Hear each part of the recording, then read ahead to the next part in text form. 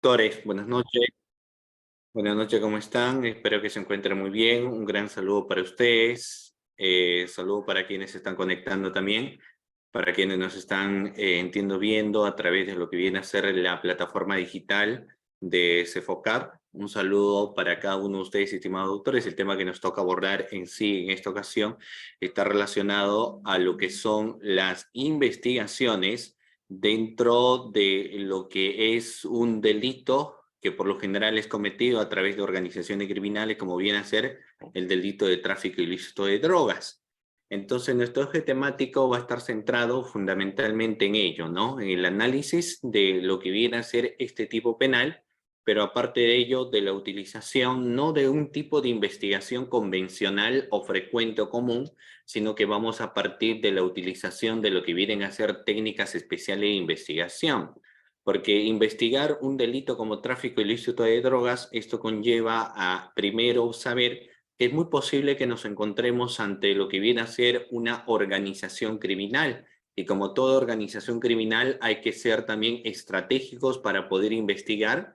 Y si bien es cierto, se van a utilizar parte de lo que vienen a ser las investigaciones convencionales o comunes o frecuentes, también va a ser muy importante la utilización de lo que vienen a ser las técnicas especiales de investigación. Dentro de ello, buscaremos hacer el análisis de lo que viene a ser, por ejemplo, la intervención postal, la intervención de las comunicaciones. También analizaremos lo que viene a ser, en este caso, el agente encubierto. También veremos la videovigilancia y las pesquisas. Esto, por lo general, y entre otros, son formas tradicionales como para poder investigar casos de comercialización de drogas, ¿ya? Entonces, nuestra clase del día de hoy está relacionado respecto a ese tema que inicialmente yo estoy abordando. Ustedes, cualquier tipo de preguntas, dudas o comentarios respecto al tema que estoy señalando, gustosamente puedo responder las inquietudes que ustedes puedan tener respecto a ese tema y estaremos de esta manera, pues, teniendo una participación más interactiva con cada uno de ustedes, estimados participantes. Dicho eso, entonces vamos a empezar de frente analizando lo que viene a ser o en qué consiste la investigación en los casos de microcomercialización de drogas y vamos a empezar en este caso proyectándoles las diapositivas, la cual ustedes pueden visualizar a continuación. Ahí tenemos y vamos a hablar de la investigación, pero en caso de tráfico ilícito de drogas. ¿En qué consiste todo ello? El Ministerio Público sabemos que es el titular del ejercicio de la acción penal, conduce la investigación, tiene carga de la prueba y tiene que realizar todos los actos de investigación necesarios para el esclarecimiento de los hechos. Pero claro está que no es lo mismo una investigación de un delito frecuente o delito común como podría ser un robo, un hurto, como podría ser el delito de lesiones simples o graves, como podría ser un delito, por ejemplo, de homicidio o un delito incluso de homicidio calificado, pero cuando empezamos ya las investigaciones de lo que la norma señala como delitos no convencionales o no frecuentes, la situación varía, porque un delito no convencional o no frecuente se caracteriza por tener una estructura un tanto compleja. Dentro de los conocidos delitos no convencionales podemos hablar, por ejemplo, delito de corrupción de funcionarios, pero para ser más específicos, dentro de los delitos de corrupción de funcionarios hablaríamos de lo que está relacionado a los procesos de contratación, es decir, hablaríamos, por ejemplo, del delito de negociación incompatible, del delito de peculado, y obviamente, que duda cabe, tendríamos que hablar del delito del artículo 384 del Código Penal, es decir, hablaríamos de la figura de colusión. Pero aparte de eso, un delito que también requiere una destreza a nivel de una investigación fiscal es el delito de lavado de activos. Y por último, el delito no es que sea menos importante, sino todo lo contrario, el aspecto de la investigación de los delitos de corrupción, de los delitos de criminalidad organizada. Y el delito de tráfico ilícito de drogas precisamente va a ir relacionado, y lo vamos a ver más adelante, en las cuestiones de organizaciones criminales. De ahí la importancia de la utilización de lo que son las técnicas especiales de investigación. Sin embargo, primero, para poder nosotros centrarnos en lo que viene a ser este contexto tipológico, es importante dar nociones iniciales de lo que se entiende por el delito de tráfico ilícito de drogas. Entonces empezaremos con un concepto inicial, porque lo que vamos a ver es que el tráfico ilícito de drogas es conocido también como narcotráfico, cualquiera de los dos. Lo conoce como tráfico ilícito de drogas o lo utilizan muchas veces como narcotráfico a través de los diferentes medios de comunicación o en otros países también le dan esa denominación, el narcotráfico, ¿no? Tanto el tráfico ilícito de drogas, o conocido como narcotráfico, es una industria ilegal mundial que consiste en lo siguiente, en cultivar, en manufactura, en distribución y venta de drogas ilegales. Si hablo de drogas ilegales, significa de que va a existir cierto contexto que me permite la ley para yo, por ejemplo, tener droga para un consumo personal y por supuesto que sí. Existe ahí los gramos determinantes que lo vamos a ver más adelante, que cuando son para un uso personal de consumo no hay ningún problema, pero la situación varía cuando la situación de droga se va utilizando para la comercialización entonces. Si tenemos en cuenta ello, como consecuencia se ha formado hoy en día lo que es el mercado negro o el mercado ilegal de droga, de sustancias estupefacientes, psicotrópicas, que obviamente a quienes lo ejercen los produce una situación de tener varios ingresos económicos o beneficios económicos. Por eso es que los que trafican drogas, ¿no? En el tráfico ilícito de drogas o narcotráfico, aparte de que se va a tener en cuenta la existencia de una organización criminal, también vamos a tener que investigar lavado de activos. O sea, se ven los tres delitos en sí. Crimen organizado que comete tráfico ilícito de drogas, pero que aparte de ello, producto del tráfico ilícito de drogas, como te produce beneficios económicos, lo que existe luego es la connotación o configuración de lo que viene a ser el lavado de activos, ¿no? O sea, se evidencia también el lavado de activos, se evidencia ese contexto también, se evidencia todo ello. Bueno, sigamos. Por esa misma razón, entonces hay que abordar un contexto político-criminal. Y el contexto político-criminal se refiere a cómo enfrentamos cuestiones de esta magnitud, o sea, de lo que viene a ser el tráfico ilícito de drogas.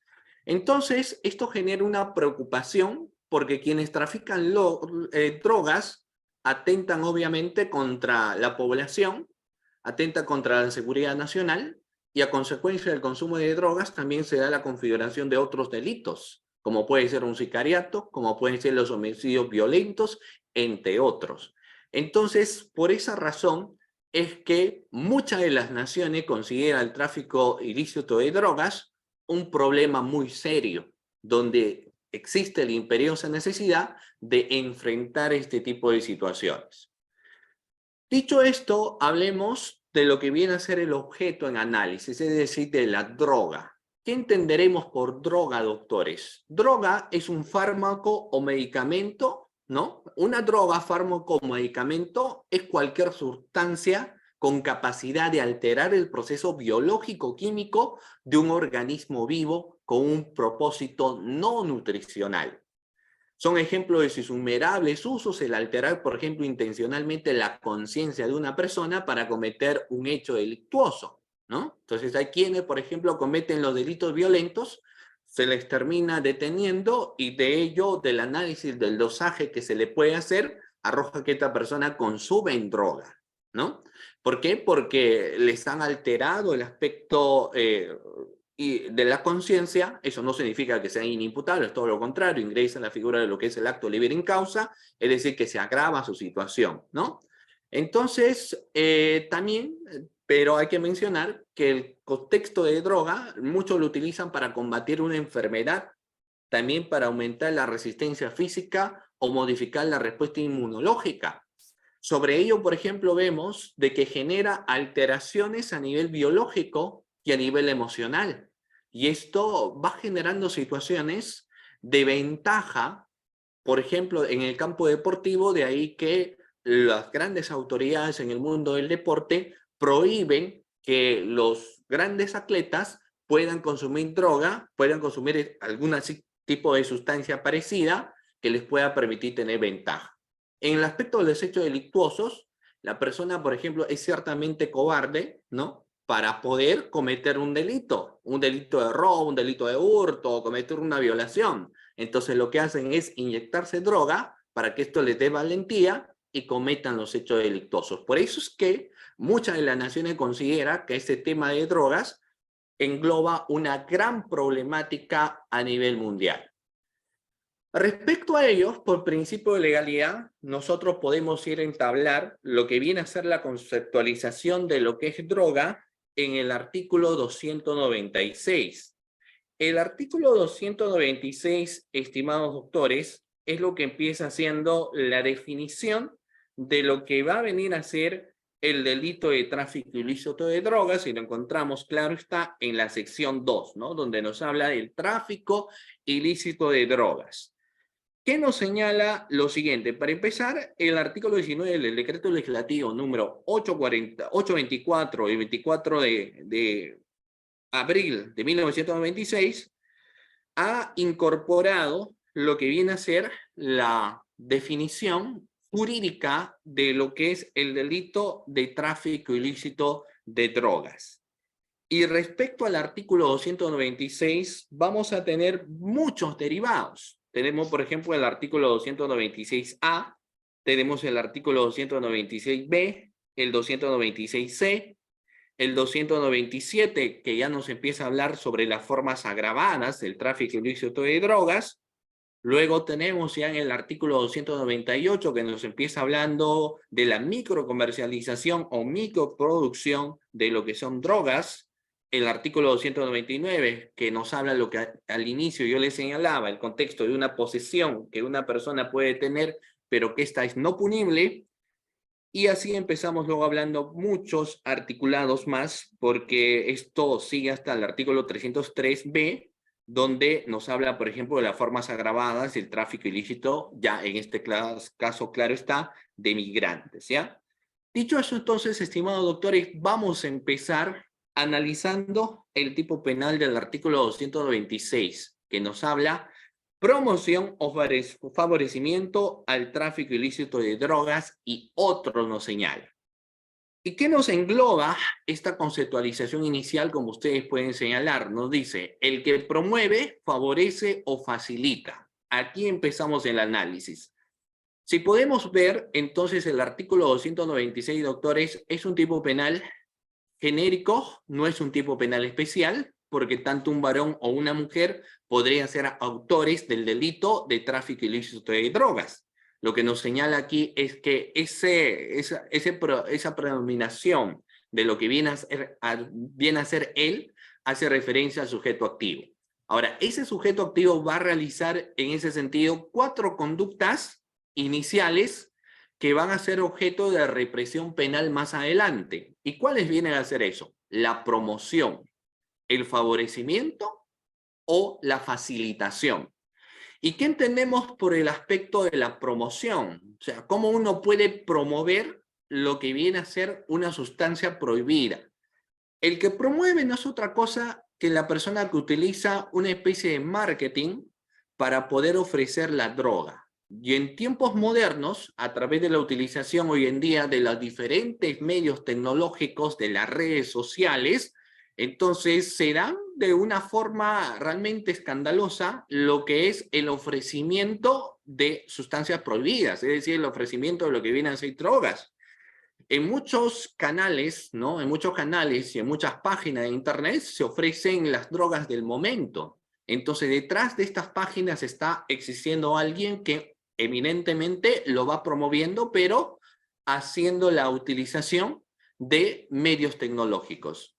Sin embargo, la promoción también se puede dar de forma física, y esto se puede advertir, por ejemplo, para quienes asisten a alguna fiesta social.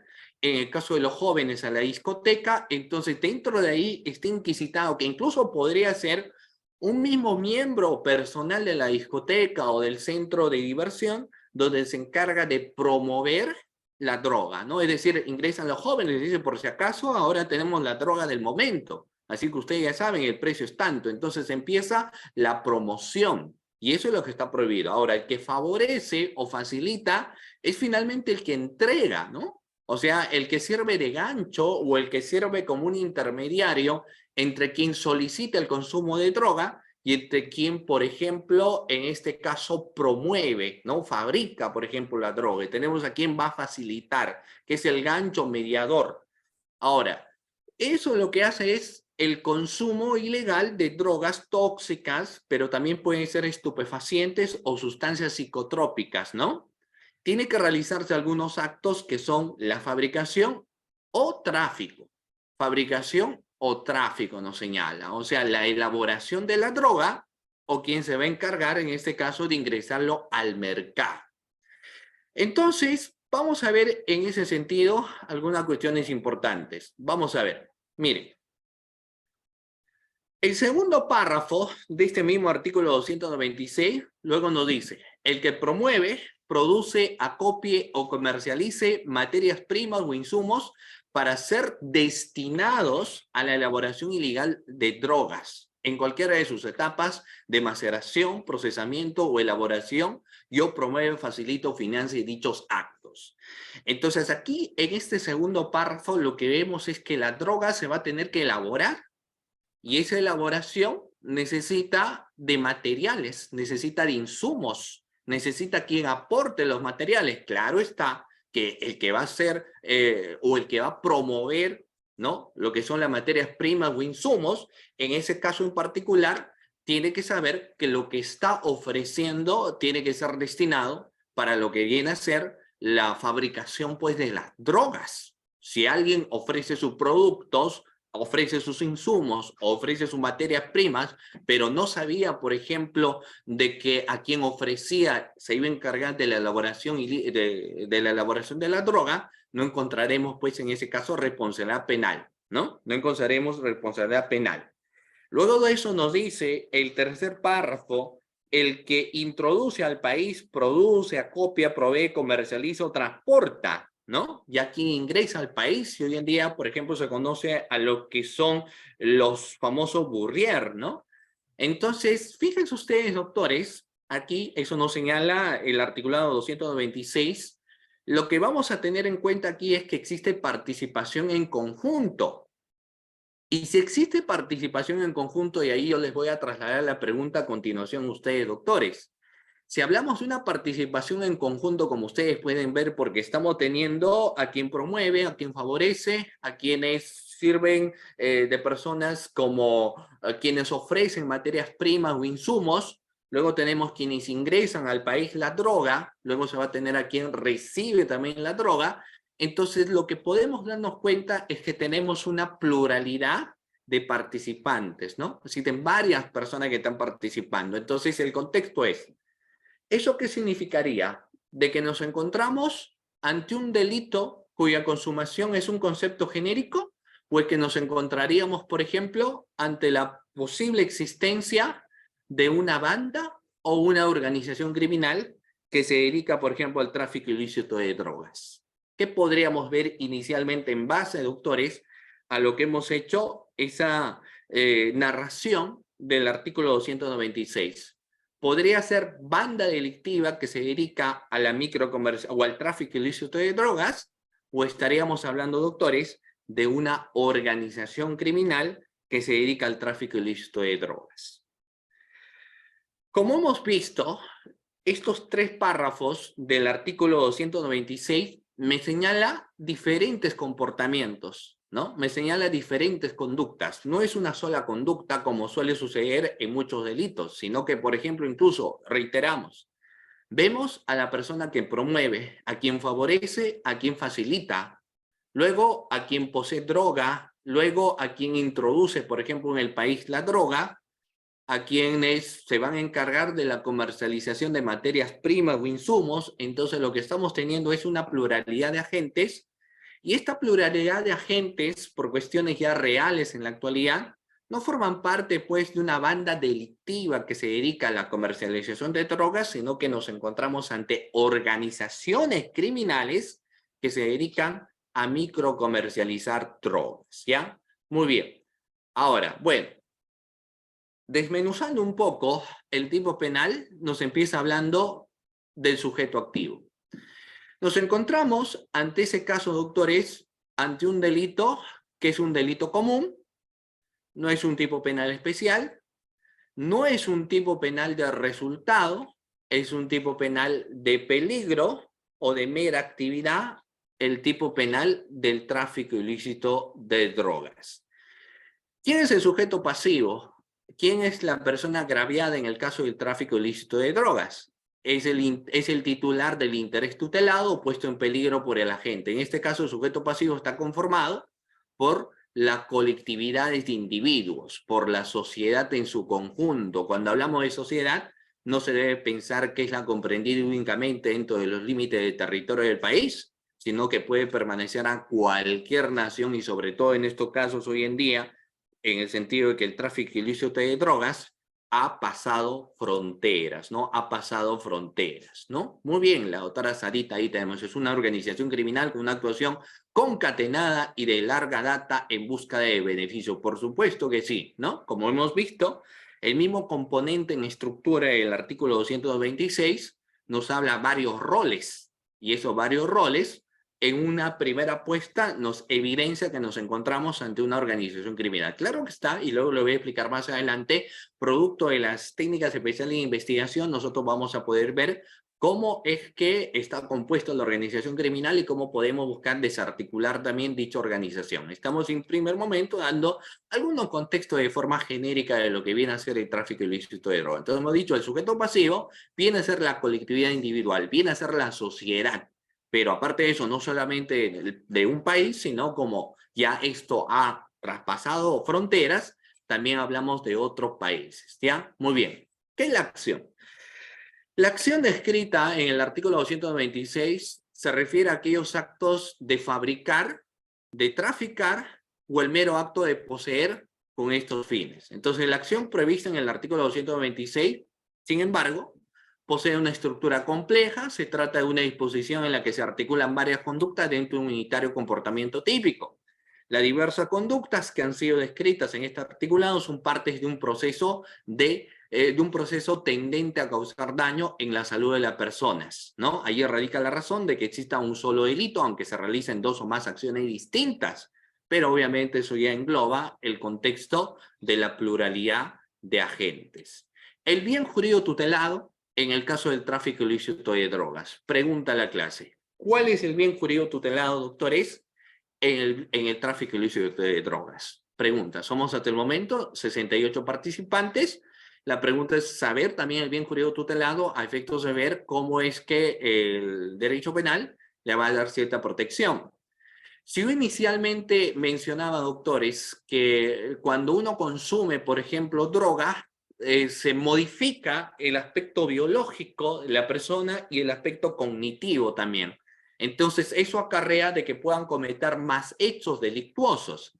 Y quienes van a sufrir las consecuencias de estos actos viene a ser la sociedad, la población. En ese sentido, se tiene en el caso del tráfico ilícito de drogas, doctores, como bien jurídico tutelado, y aquí ustedes lo pueden visualizar en la diapositiva, el bien jurídico tutelado en el caso del tráfico ilícito de drogas es la salud pública.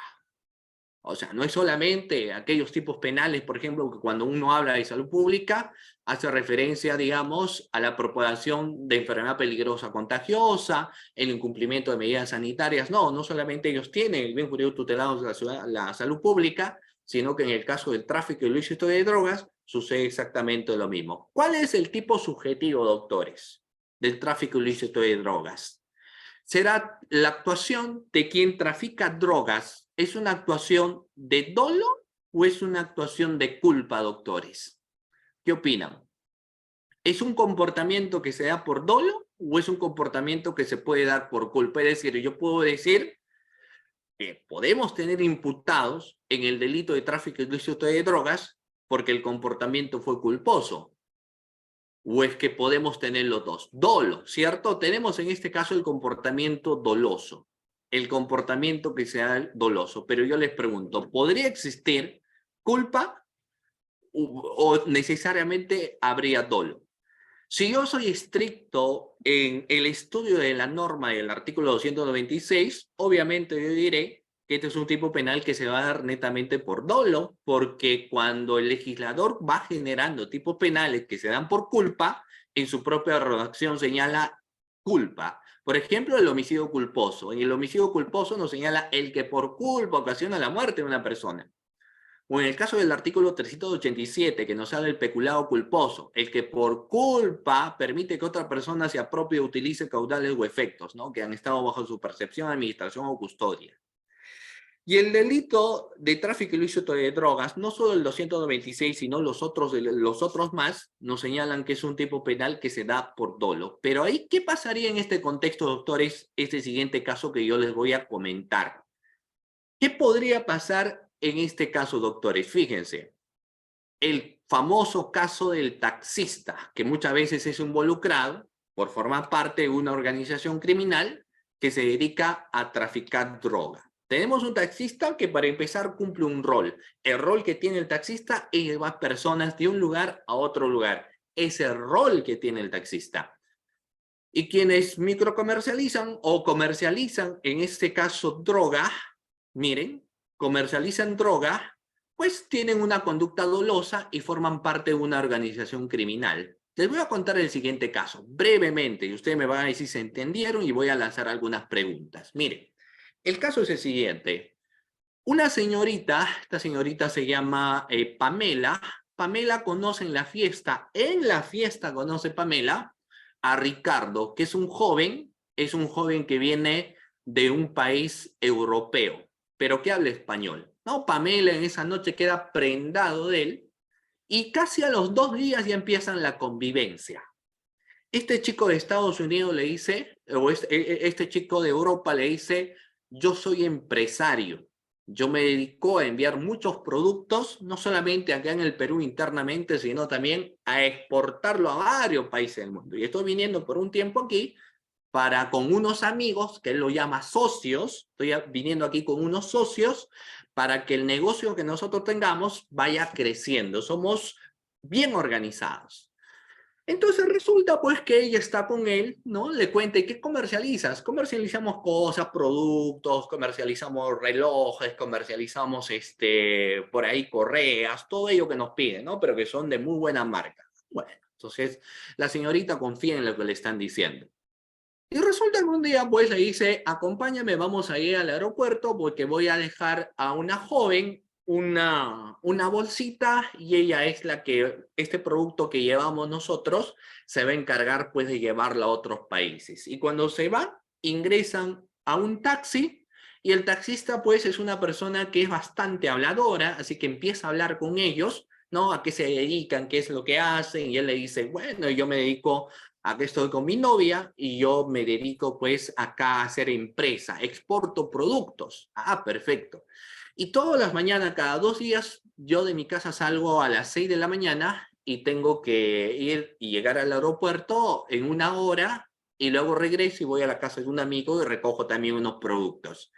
¿Y qué le dice el taxista? Yo te puedo apoyar, ¿no? O sea, yo puedo recogerte todas las mañanas a esta hora y también yo puedo ir, después de eso, ir en la casa de tu amigo, recoger el producto y llevarte al aeropuerto. Así que pactan. Él va a recibir un pago por ello y hay mensaje de textos entre ambos, ¿no? Él, por ejemplo, le dice, ¿sabe qué? Mañana me recoges, vamos a llevar el producto a tal lugar. Él le dice, ya no te preocupes, tu producto en mi taxi va a estar muy asegurado.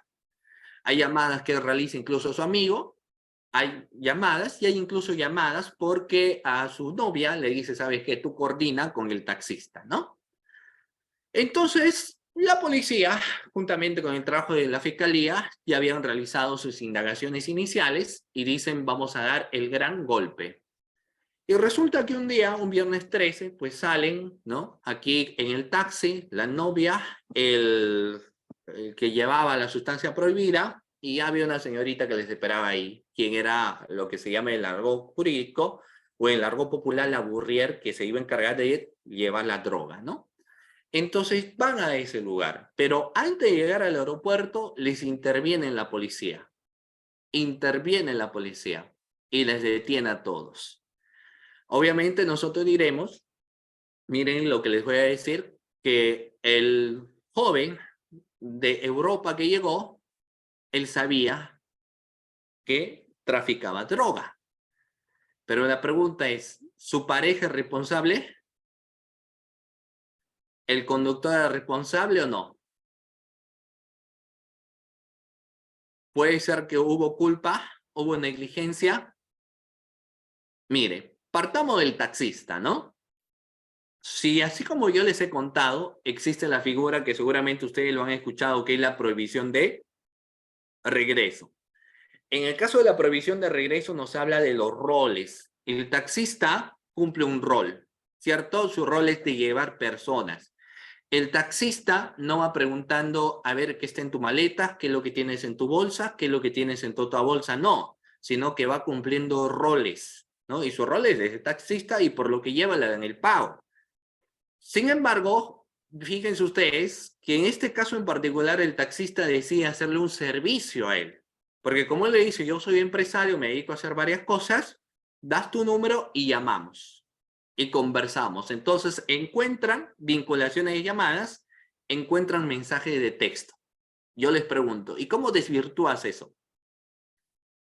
El decir no tenía conocimiento, pero si en el mensaje de texto dice, yo te voy a ayudar a llevar tu producto, ¿no? Conmigo está asegurado tu producto. ¿Tienes un mensaje de texto de esa magnitud? Porque aquí ya luego lo vamos a ver más adelante, el problema va por un factor de probanza. Claro que en el contexto teórico que yo le señalo, a simple vista uno dice, pues, él cumplió un rol, no sabía y no hay ningún tipo de problema. Pero hay mensaje de texto, hay llamadas, ¿no? Él dice producto, podemos utilizar las inferencias. Ahora, su novia, que en poco tiempo convivió, ¿ella es responsable o no es responsable? ¿Podría haber actuado de forma culposa? ¿Podría haber sido más negligente y decirle qué productos, AMB los productos? ¿O podría ella haber inferido, por ejemplo, el hecho de que él se dedicaba a algo irregular y por ende podía responder como cómplice?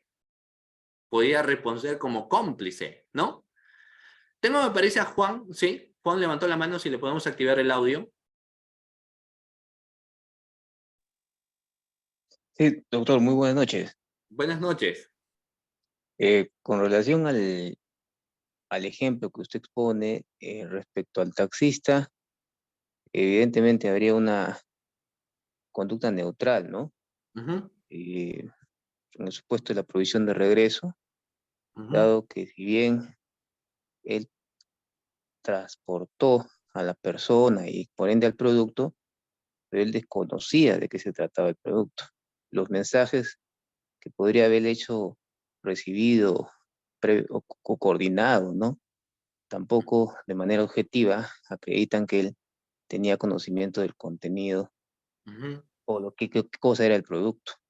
Con relación a la pareja, en el ejemplo también que usted pone, eh, habría una conducta en todo caso culposa por negligencia, no desconocía, digamos, en qué consistían esos productos que trasladaba a su pareja, ¿no? Y como el delito de tráfico ilícito de droga es un delito eminentemente doloso, al haber culpa de la pareja sería una conducta pues atípica, ¿no? ujú. Eh, Eso considero yo como un aporte al ejemplo que usted pone, ¿no? Perfecto, muy bien, excelente, claro, muy bien. Como yo les estaba señalando, estimados participantes, ¿no? El caso del delito de tráfico ilícito de drogas es un delito que se da netamente por dolo.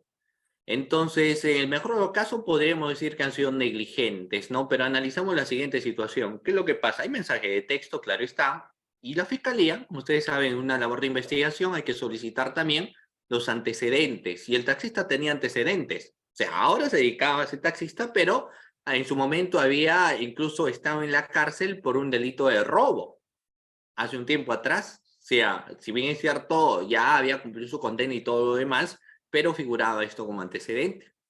Y la señorita también había tenido ciertos problemas, ¿no? Tenía antecedentes, ¿no? Incluso en su tiempo le habían acusado, claro, por los delitos contra el honor. O sea, en ambas personas se encontraban antecedentes. Entonces, si bien es cierto, no se les puede imputar, pues, el delito como autores del tráfico ilícito de drogas, pero la fiscalía los pone como facilitadores del delito, es decir, cómplices del delito de tráfico ilícito de drogas. Y acá esto lo vamos a ver más adelante porque va esto ya por un tema de cuestión de probanza, ¿no? Más que por el análisis del tipo penal, porque claro está, autores no pueden ser, ¿ya? Muy bien. vamos a seguir avanzando para llegar a lo que son las técnicas especiales de investigación. Entonces, el tipo subjetivo es un tipo penal netamente por dolo. Error de tipo, como que podría ser, pero vamos a verlo, ¿no? Mira, el tipo subjetivo, entonces, la consumación. Miren, como decía, el delito de tráfico de drogas no es un delito de resultado, sino es un delito de mera actividad, razón por la cual nos hallamos ante un delito de peligro. El hecho de realizar la conducta de promover, de favorecer o facilitar el consumo, ya configura el delito. No se busca un resultado, que la persona que haya consumido, por ejemplo, la droga, tiene que haber cometido un delito. Si nuestro tipo penal dijera quien consumió la droga, robó, violó, cometió un delito, entonces estamos ante un tipo penal de resultado. En este caso en particular, lo que nosotros nos encontramos es ante un tipo penal de peligro, ¿no? ¿Un peligro para quién? A la salud pública. El hecho de realizar la conducta reprimibles en el 296 ya nos pone en ello, ¿no? Ahora, por ende es que aquí en la diapositiva nos dice que resulta indiferente la verificación de resultado de daño material al bien jurídico salud pública. Tipos agravados. Vamos a ver qué tipos agravados en el caso del TIP. Por la modalidad de la comisión del delito, autoría inmediata, el agente se vale, utiliza, por ejemplo, para la comisión de delitos a menores de edad o a cualquier otra persona inimputable, por ejemplo, ¿no? O sea, dentro de ello, los menores de edad, en los últimos años, no solamente para este delito de TIP, sino para cualquier otro delito, son la carne de cañón, ¿no? La carne de cañón en el caso de los menores de edad, porque no ves que un menor de edad técnicamente no comete un delito, sino que ellos cometen las infracciones a la norma, entonces utilizan los menores de edad porque ellos vienen a ser inimputables, ¿no? Sin embargo, en el caso de TIP, como otros delitos, igual si el menor de edad se evidencia que fue utilizado, primero, en el caso de los mayores es una situación agravante, pero eso no significa que se deja libre al menor, también hay un delito. El caso del TIP va casi de la mano en el caso del delito, por ejemplo, de sicariato, donde se utiliza a un menor de edad, el menor de edad también tendrá que ir a una correccional, ¿no? Entonces, vamos a ver luego. Otras cuestiones agravantes lo podemos ir situando dentro del siguiente contexto que está relacionado al artículo 227. Si el agente se vale, utiliza la comisión del delito, hemos dicho, de menores de edad. Luego, si el agente es funcionario o servidor público encargado de la prevención o investigación de cualquier delito o tiene el deber de aplicar penas o vigilar su ejecución. Claro, estamos hablando netamente aquí de quienes son fiscales o jueces. O el agente tiene la profesión de educador o enseñanza y desempeña como tal en cualquiera de los niveles de enseñanza. ¿Qué no quiere decir en el numeral 12 legislador? No se olviden que en el caso del TIP también ingresa la promoción. O sea, quienes no te venden el producto, pero te ofrecen de forma verbal. Van buscando convencer que los menores o la persona consuman droga.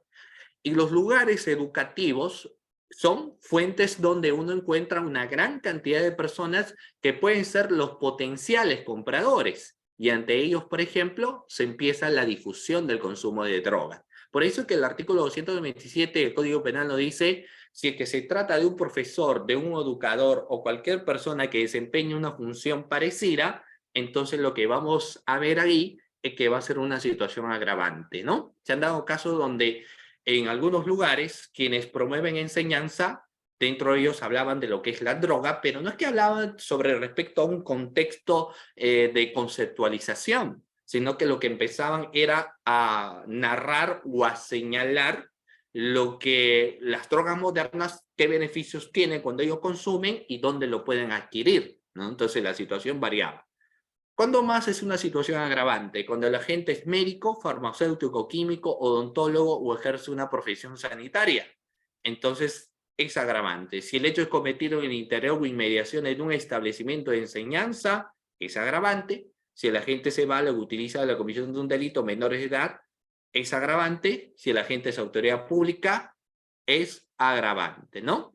Ahora, el caso del tráfico ilícito de drogas tiene también cadena perpetua cuando el agente actúa, por ejemplo, y ahí ingresa lo que vamos a ver ahora más adelante, como cabecillo dirigente de una organización destinada al TIP, si el agente se vale del narcotráfico para financiar actividades terroristas. Y aquí, para ir cerrando el concepto del TIP, existen pues diferentes tipos de tráfico. Tráfico aéreo, ¿no? La utilización de aeronaves. Luego, el tráfico marítimo. Hablamos aquí los medios de transporte como buques, barcos, etcétera.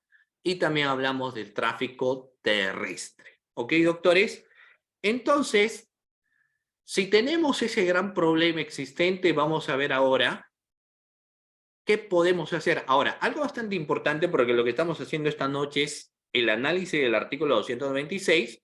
Sin embargo, resulta siendo importante también que tenemos otros artículos más, como por ejemplo el 226, que nos habla la comercialización y cultivo de amapola y marihuana y su siembra compulsiva. O el 226b, que nos habla del tráfico ilícito de insumos químicos y productos fiscalizadores. El 227, las formas agravadas que hemos señalado. El 228, la microcomercialización o microproducción. El 229, posesión no punible. El 300, suministro indebido de drogas. Y el 301, coacción al consumo de drogas. Estos son los otros articulados que encontramos.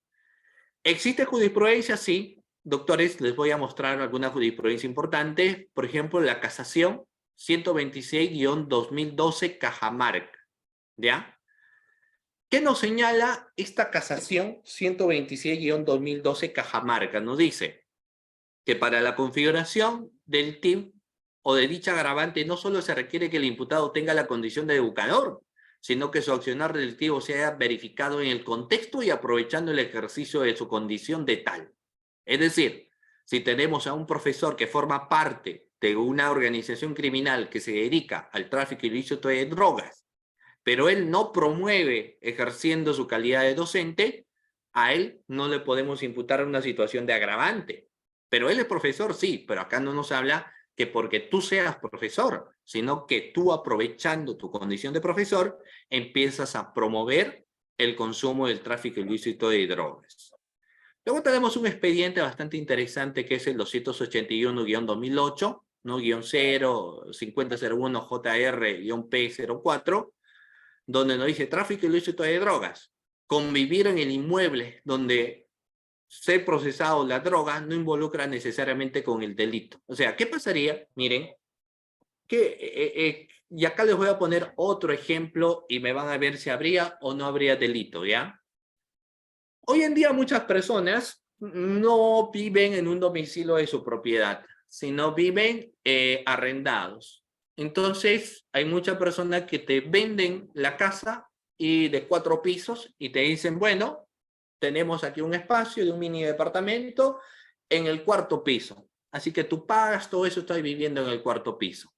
Pero en el 3er piso, doctores, empiezan a dar los primeros pasos para lo que va a venir a ser el tráfico ilícito de drogas, la comercialización, la microcomercialización, la exportación de drogas. Es el centro de operaciones, el 3er piso. En el 1er piso no vive nadie, en el 2º piso tampoco. Solo viven los familiares, pero no están prácticamente, están de viaje. O sea, solo funciona el 3er piso, que es el lugar donde es el centro de operaciones, y el 4º piso donde tú has alquilado tu departamento. La Fiscalía realiza un requerimiento de incautación y de cerraje y detención y van con todo el predio. Entonces intervienen al 3er piso y también a quien está en el 4º piso. La pregunta es, ¿el del 4º piso podrá ser responsable? ¿Podría existir alguna responsabilidad en la cual se le podría imputar el delito? Tengo a Yanina, ¿no? Levantó la mano, lo escucho.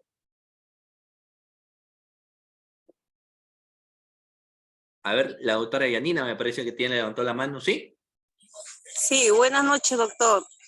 Lo que le entendí, doctor, que en este caso, el inquilino que está viviendo en el 4º piso, de alguna manera sí está implicado, en otras palabras, está, como viven en el 2º, 4º piso, y el 3er piso lo utilizan para la microcomercialización de drogas o lo que es el tráfico ilícito de drogas, está en el delito mejor dicho, que toda la casa está toda involucrada en ese en ese delito. Y Ujú. creo que en este caso, el tráfico ilícito de drogas, el que va a pedir el juez va a pedir que toda la casa se le investiga a todos los inquilinos que viven en dicho predio. Eso es todo, doctor. Gracias. Muy bien, perfecto, perfecto. A ver, alguien más que tenga una opinión. ¿Es responsable o no responsable la persona que se encuentra en el cuarto piso? Obviamente no habrá una responsabilidad de autor, pero podría ser cómplice. Tengo al doctor Juan, ¿no? Sí, lo escucho, doctor. Eh, Considero, doctor, que en este caso el de tercer piso eh, que desconocía, digamos, lo que realizaba, si se demuestra que desconocía lo que realizaba el del cuarto piso, creo que usted dijo, Ajá. eh, no tendría pues mayor vinculación con el hecho punible y Ujú. por lo tanto tendría que, digamos, que absolvérsele o sobreseerse sobre la imputación que se le realice, ¿no? Doctor, yo quería hacerle una pregunta con relación Sí, al 296, el tipo base. ujú. ¿Sí? Sí, ¿Me lo escucha? escucho. Sí, sí, claro, claro. Doctor, una persona de 25 años, un joven, fue intervenido en una carretera de Lima Norte eh, y en su motocicleta, perdón, él iba en una motocicleta, y en su mochila llevaba una bolsa negra. Pero Ujú, dentro de esa bolsa negra, cuando la intervino el grupo Terna, le encontraron que había otra bolsa más y dentro de esa bolsa más había piedras blancas que luego de pasar por una evaluación química salió que era positivo a cocaína. ujú, Eh, pero este joven, digamos que se trasladaba en una motocicleta, eh, alegó al momento de la intervención y también en su declaración que él desconocía el contenido de la bolsa negra ujú, y que solo le hizo un favor a un amigo que le pidió que llevara esa bolsa a ujú, su centro de labores para que alguien que le iba a esperar ahí lo iba a recibir. ujú. En este caso, ese solo hecho es, digamos, un acto de tráfico y favorecimiento o por el hecho de que no se llegó a entregar al destinatario, no se Ujú. concretó esta conducta del favorecimiento y de qué manera en todo caso podría desvirtuarse su vinculación con este delito de 296 tipo base, ¿no? Ya, Eh, ok, no tiene perfecto. antecedentes penales. Ok, ya, muy bien. A ver, bueno, respondo a ello para luego ir al tema del caso, del caso que les estaba señalando, ¿no? Y también esto hay que tener en cuenta de que el tema de la droga, de conformidad al artículo 229, nos habla de una posición no punible. En el caso de la posición no punible, si una persona puede tener droga en su poder y no ser autor del delito de tráfico ilícito de drogas, pero siempre y cuando la posición de droga es para un propio consumo, ¿no? Para el propio inmediato consumo en cantidad que no exceda 5 gramos de pasta básica de cocaína, 2 gramos de clorhidrato de cocaína, 8 gramos de marihuana o 2 gramos de sus derivados, o 1 gramo de látex, de opio o 200 miligramos de sus derivados o 250 miligramos de éxtasis, ¿no? Entonces, si se entiende esas proporciones de gramos, por más que te intervienen y tú tengas la sustancia, no estamos ante un hecho que es considerado punible porque el 299 nos habla que es una posición no punible. Respecto al hecho que menciona el doctor, es a veces un contexto que en cierta medida puede darse, ¿no? Entonces, ¿qué podríamos estar hablando ahí? De culpa, no existe la culpa dentro del tráfico ilícito de drogas. El tráfico ilícito de drogas no se da por culpa, como podría darse, digamos, en una receptación. En el caso de la receptación, se tiene que presumir, ¿no? De que la sustancia, por ejemplo, o de lo que alguien recibe en prenda, por ejemplo, es robado o es ilícito. Entonces existe lo que viene a ser la presunción. No existe la presunción en el caso del tráfico ilícito de drogas, es decir, la persona que lleva una bolsa, lleva un producto, lleva una mochila, te dan un encargo, no es que él tenga que presumir que el encargo que te están dando va a ser ilícito, ¿no? Lo que te pide el 296 es que tú sepas que lo que estás llevando es droga, o es una sustancia psicotrópica, o es algo prohibido. Exige el dolo, y exige aparte del dolo ver qué participación tú tienes, ¿no? O sea, promover, favorecer, facilitar, poseer, ¿no? Enviar, llevar y todas esas conductas que reprime el 296.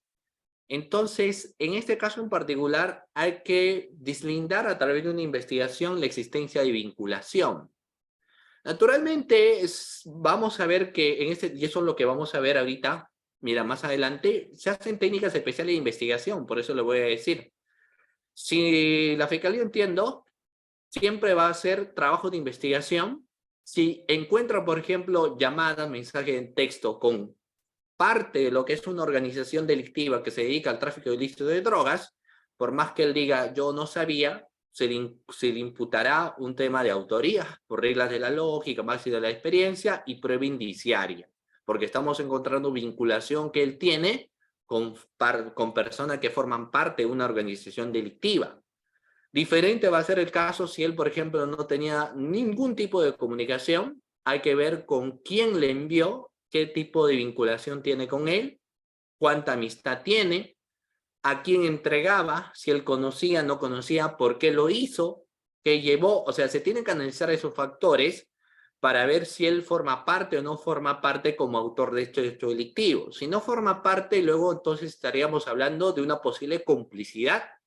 Pero para que sea complicidad tenemos dos, ¿no? Una complicidad primaria y una complicidad secundaria. Pero así sea una complicidad primaria o complicidad secundaria, tiene que darse la facilitación y en las sabiendas también para que tú seas cómplice.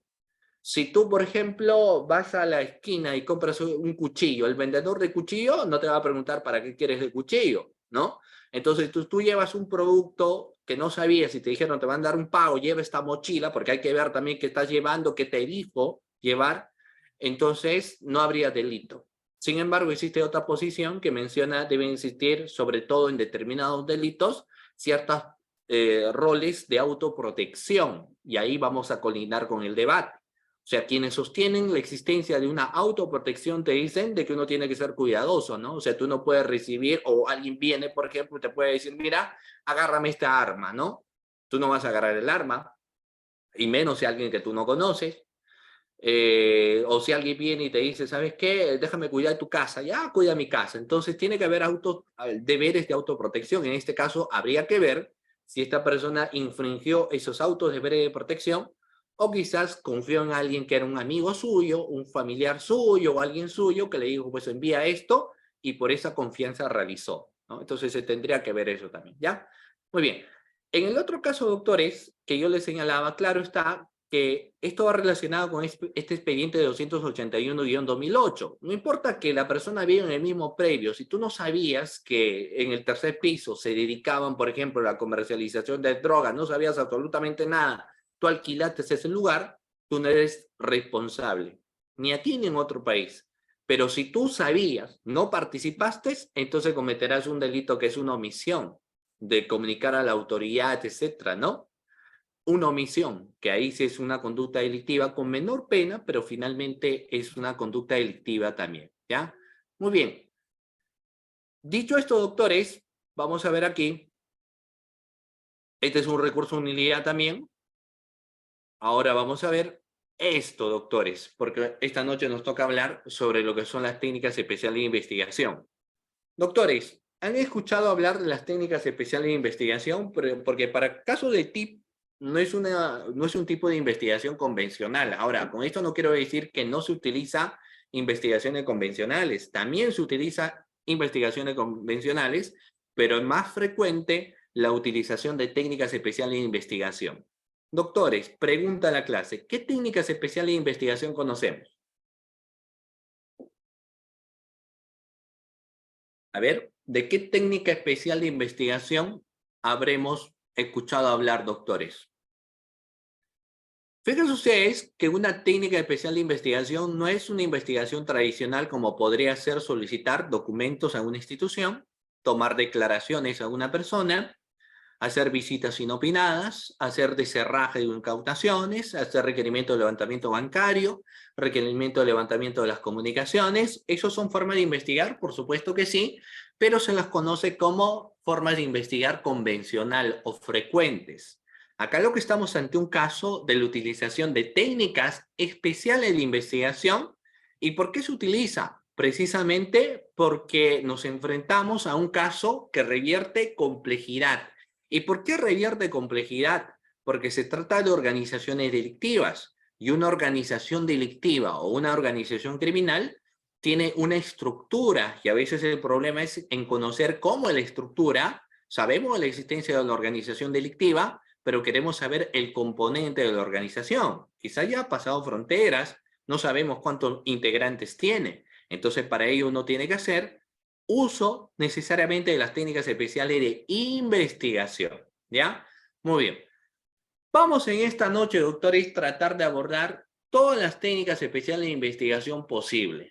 Técnicas especiales de investigación. Muy bien, veo participaciones, me parece excelente, su participación, en perfecto me dice, ¿no? Claro, aquí me van dando detalles, interceptación telefónica, escuchas telefónicas, vigilancia, remesa controlada, levantamiento de secretos, agente cubierto, perfecto. Muy bien, doctores, excelente su participación.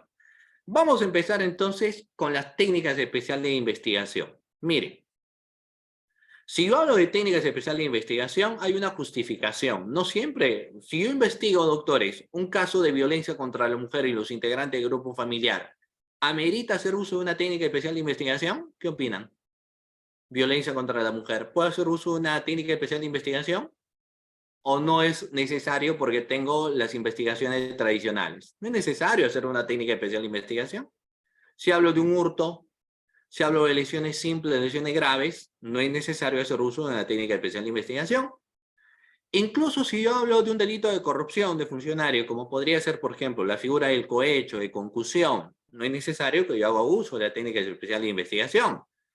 Porque para empezar, esta una la requiere al juez y el juez las autoriza. Entonces, en ese sentido, las técnicas especiales de investigación tienen una justificación, y la justificación de su empleo es solamente tratándose de cuestiones que permitan conocer lo siguiente. O sea, voy a hacer uso de la técnica especial de investigación porque yo necesito conocer, por ejemplo, el núcleo operativo de la organización delictiva a efecto de identificar sus líderes.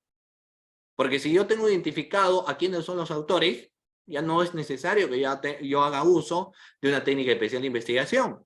En el caso de tráfico ilícito de drogas, muchas veces la persona atrapó ¿a quién? O sea, ¿a quién suele atrapar? Al quien lo encuentran con la sustancia prohibida. Pero hay alguien que fabrica, hay alguien que promueve, hay alguien que transporta, hay alguien que ingresa, hay alguien que consume, ¿cierto? Entonces atraparon solamente a quien, por ejemplo, estaba llevando la droga, ¿cierto? Entonces necesitamos saber quiénes más forman parte de la organización criminal, por ende tenemos que hacer uso de la técnica especial de investigación. Entonces, una de sus justificaciones es eso, saber el núcleo operativo de la organización delictiva para identificar el componente. Luego, para saber la estructura jerárquica, cuáles son las fuentes de financiamiento, los mecanismos de actuación, entre otros. ¿Habrá fuentes de financiamiento? Por supuesto que sí. Muchas veces la persona que llevan droga van con avión y no cualquiera va en avión. Incluso no van en zona comercial, sino van en clase turística. O sea, los pasajes que tienen van en clase turística, van muy bien vestidos. O sea, quien está ahí, por ejemplo, lleva de forma encaletada los productos, entonces ahí se mueve mucho dinero. Por eso los medios que se transportan son camionetas y no cualquier camioneta, últimos modelos. Tienen departamentos, casas, o sea, y tienen esos productos que envían. Entonces existe naturalmente una fuente de financiamiento y hay que saber a través de la técnica especial de investigación la fuente de financiamiento. Existen principios que regulan el empleo de las técnicas especiales de investigación. Primero, el principio de subsidiariedad. Luego, el principio de necesidad. Me quedo con el principio de necesidad en el sentido que solamente recurramos a lo que viene a ser una técnica especial de investigación cuando esto sea necesario, cuando no hemos identificado los sujetos activos, pero sobre todo cuando nosotros presumimos que se trata de una organización delictiva. Principio de proporcionalidad. No siempre voy a hacer un abuso de las facultades que tienes, por ejemplo, como fiscal, ¿no? Solamente esto se hace cuando son necesarias y proporcionales. Principio de especialidad, en el sentido de que necesitas de ejecutores especializados para hacer técnicas especiales de investigación. No cualquiera lo hace. Y el principio de reserva, el secreto total. Porque naturalmente si alguien se da cuenta de que estamos utilizando una técnica especial de investigación, no solamente corre en peligro quien, por ejemplo, como el agente encubierto está inquisitado dentro de la organización delictiva, sino también lo que uno advierte es que podrían haber situaciones donde no van a permitir el cumplimiento de objetivo, ¿ya? Muy bien, vamos a ver. Vamos a ver entonces algo bastante importante, ¿ya? Muy bien. Vamos a ver aquí. Ok. Vamos a ver. Ok. Bueno. Vamos a ver. Acá me parece que alguien tenía... Así, tengo al doctor Ortiz levantó la mano, lo escucho. ¿Sí? ¿Alguien quería participar, me parece? Ok. Bueno. A ver. Bueno. A ver, vamos a ver aquí, ¿no? Me parece que alguien tenía una pregunta. No, vamos a seguir entonces aquí. Vamos a ver, ¿no? Ah, no le dan el pase, dice. No le dan... A ver si le pueden dar el pase, por favor, al doctor Ortiz. ¿Sí? A ver. Ok, si le dan el pase. A ver si ahora sí puede activar su audio. Ah, me parece que estamos teniendo ahí problemas en el... ¿ya? Pero bueno, bueno. A ver, si en todo caso va formulando... porque lo que tengo aquí es las técnicas especiales de investigación presentes o futuras, ¿no? Y luego el otro dice la TIP. Son de investigación de hechos pasados. Vamos a ver, las técnicas especiales de investigación, ¿son presentes o futuras? Claro. Se utiliza por lo general las técnicas especiales de investigación en casos que están en curso. En casos que están en curso. Entonces, ¿y por qué se habla de las organizaciones delictivas? Porque miren, las organizaciones delictivas tienen una característica de tener durabilidad en el tiempo.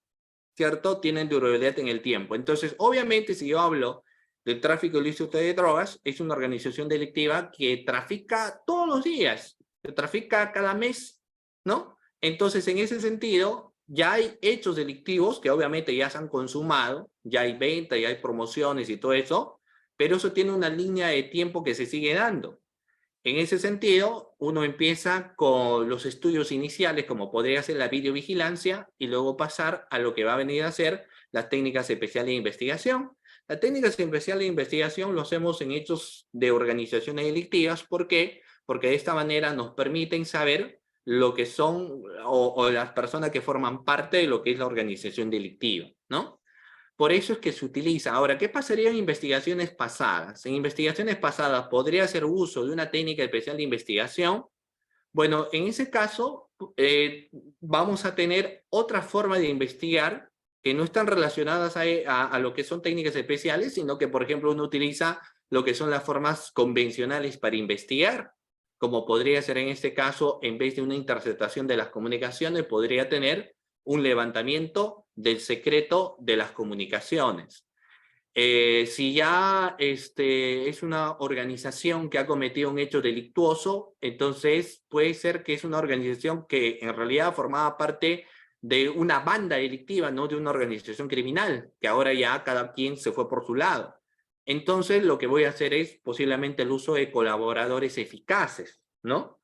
Entonces la técnica especial de investigación la utilizamos nosotros para procesos de organizaciones delictivas que se encuentran en curso. Si ya no están en curso, entonces tenemos que hacer uso de las técnicas tradicionales de investigación, ¿ya? De investigación. Ahora, ¿puedo fusionar ambos? Sí, por supuesto que sí. Va a depender de cada caso concreto también. ¿Y saben por qué? Porque muchas veces se da el caso de que quienes han formado parte de la organización criminal ya fallecieron. O sea, producto de agentes encubiertos, ya tenemos información que quien era el líder que promovía, falleció, quien era dirigente de la organización murió, o algunos que se retiran, por ejemplo. Entonces en esos casos utilizamos, aparte de la interceptación de la comunicación, podemos tener un requerimiento, o incluso de quienes han salido, podemos utilizar lo que no es una técnica especial de investigación, podemos utilizar una colaboración eficaz, ¿no? Entonces, ahí va a depender, le reitero nuevamente, de cada tipo de investigación, ¿no? Bueno, vamos a empezar entonces con el primer tipo de investigación, doctores. Las técnicas especiales de investigación están reguladas en la ley número 30077, que es la ley contra el crimen organizado, y son las siguientes: interceptación postal, intervención de las comunicaciones, circulación y entrega vigilada de bienes delictivos, agente encubierto y vigilancia y seguimiento. ¿Ok? Reitero nuevamente, las técnicas especiales de investigación son la interceptación postal, la intervención de las comunicaciones, la circulación entregada vigilada de bienes delictivos, el agente encubierto y la vigilancia y seguimiento. ¿Con cuál se empieza? Por lo general se empieza con la vigilancia y seguimiento para luego dar pase a las otras técnicas especiales de investigación. Sin embargo, esto depende también de la autonomía y direccionamiento que el fiscal especializado va a hacer dependiendo de cada caso en concreto. Pero estas vienen a ser doctores, ¿ya? No se olviden. Empezamos con la intervención postal. Dicho sea de paso, esta técnica de investigación ya debería tener un cambio porque ya es desfasada en cierta forma. ¿Por qué? Porque hoy en día las comunicaciones que se utilizan no son como antes. Antes, por ejemplo, para comunicarnos, ¿qué se utilizaba, doctores? Las cartas, ¿cierto? O sea, tú si te querías comunicar con un familiar, digamos, te encontrabas en Arequipa y querías comunicarte con un familiar que se encontraba en Iquitos, que se utilizaba hace 30 años atrás. WhatsApp, se utilizaba Instagram, se utilizaba TikTok, se utilizaba Messenger. ¿Cómo uno se comunicaba? Porque quienes en eso, celular no había. O sea, tenías líneas telefónicas, pero no te comunicabas como hoy en día te puedes comunicar rápidamente. Te comunicabas a través de ¿qué? A través de las misivas, a través de las cartas, ¿no? A través de los postales, que en 3 o 4 o 5 días te llegaban y tú leías emocionado lo que viene a ser la cartita que te habían llegado. Y cuando querías comunicarte con un pariente que estaba lejos, a través de esas misivas, tú sabías lo que te habían dicho. El problema era cuando a veces quien te enviaba no redactaba bien, así que no sabías exactamente qué es lo que te había dicho, ¿no? Pero bueno, era parte de. Entonces, lo que antes, y por eso señalo que ahora no se utiliza mucho, en la intervención postal, nos dice lo siguiente. Para empezar, esa intervención postal tiene un procedimiento y lo que va a hacer en este caso es retención a las cartas, ¿no? Entonces, claro que solo hay que interceptar, retener y detener cartas relacionadas con organizaciones criminales y delitos relacionados bajo investigación. ¿Cómo se solía hacer? Como las organizaciones delictivas no suelen encontrarse en un solo lugar sus integrantes, sino que por lo general sus integrantes se encuentran en diferentes departamentos, entonces lo que uno quiere saber es, cuando uno identifica, por ejemplo, identifico que uno de los integrantes de la organización delictiva se encuentra, por ejemplo, en el departamento de Junín. Yo ya lo he identificado, ya sé quién es, sé que le llaman el alias el Toro, por ejemplo, y él suele enviar muchas misivas a Lima y a Iquitos, muchas cartas. Y uno sospecha que esas cartas les envía a otros integrantes de la organización delictiva. Entonces necesito neutralizar en el sentido de saber a quién le envían. Entonces, como una técnica especial de investigación que se utilizaba era retener esas cartas. Claro que no reteníamos de todos, sino que reteníamos la carta de quién había enviado. Y veíamos el contenido de qué hablaban y a quién lo dirigían. ¿Qué era lo importante? Saber quién era el otro integrante de la organización delictiva para proceder, pues, obviamente a su detención. Y también para saber qué hablaban y saber cuáles son los roles que uno tenía, ¿no? Entonces, esas retenciones obviamente tenían que estar solamente hechas, no de todas las cartas, sino para quienes estaban. Ahora, no se retenía de forma absoluta, porque se podían haber dado cuenta, sino que las retenciones eran momentáneas, como para sacar copia, ¿cierto? Como para tomar fotografías. Lo importante era que esa carta tenía que llegar para saber que había una recepción, porque obviamente si no llegaba, etcétera, habrían problemas, porque la otra parte podría decirle ya no me las envías y todo eso. Entonces uno tenía que ser muy cuidadoso al momento de realizar una interceptación postal. Pero hoy en día pues ya no se hacen interceptaciones postales porque las misivas se dan a través de un mensaje de texto. Ya no esperas 3 o 4 días para que te llegue, sino de forma instantánea te va llegando. Sin embargo, todavía se van manteniendo posibilidades de técnica especial de investigación como la interceptación postal. Luego tenemos una de las que son más utilizadas, que viene a ser la intervención de las comunicaciones. Antes de pasar a hablar de la intervención de las comunicaciones, me gustaría lanzar la siguiente pregunta. ¿Qué diferencia existe entre un levantamiento del secreto de las comunicaciones con una intervención de las comunicaciones, doctores? ¿Qué diferencia podemos encontrar, y ahí ustedes tienen en el chat, doctores, entre un levantamiento del secreto de las comunicaciones o una interceptación de las comunicaciones? ¿Son iguales o son diferentes? Porque es muy posible, por ejemplo, que alguien puede decirme son iguales, ¿cierto? O yo podría señalar en este caso que son diferentes. Vamos a ver qué opinan. Obviamente, claro, muy bien, el tiempo, la inmediatez, ¿no? El secreto de la comunicación es para ver el registro de las llamadas hechos de ciertos tiempos, no son iguales, ¿cierto? Muy bien. Uno se da en tiempo real y el otro en historias, excelente, muy bien la doctora Saito, el doctor Tuis, el doctor William, ¿no? El doctor Stewart, ¿no? Stewart, no sé si estoy pronunciándolo bien, pero claro, a veces uno dice, pero ¿por qué no hacen solamente el levantamiento secreto de las comunicaciones? Es que el levantamiento secreto de las comunicaciones son ya de sucesos historiales de llamadas anteriores que se han dado. Ahora no lo puedo hacer, ¿no? Porque si yo tengo casos que ya provienen, por ejemplo, de un informe de auditoría, provienen ya de un informe que me va enviando una unidad de inteligencia financiera de sucesos que ya se han cometido, entonces yo no puedo hacer interceptaciones. Lo que yo tengo que hacer es hallar vinculaciones, las vinculaciones son propias de la prueba indiciaria, entonces yo tendría que ver quiénes o entre quiénes ha existido comunicación, pero lamentablemente no podría saber qué han conversado. Solo sabría el tiempo de duración de las llamadas, quién llamó a quién, o ambos se llamaron, y también los mensajes de texto. Y eso sirva como prueba indiciaria. Sin embargo, cuando yo estoy en una investigación que está en trámite, lo mejor que yo puedo hacer es hacer una interceptación de las comunicaciones para que en tiempo real yo sepa lo que están hablando. Para que en tiempo real yo pueda saber qué es lo que se están comunicando, qué es lo que se están diciendo. Puedo saber eso en tiempo real gracias a la intervención de las comunicaciones.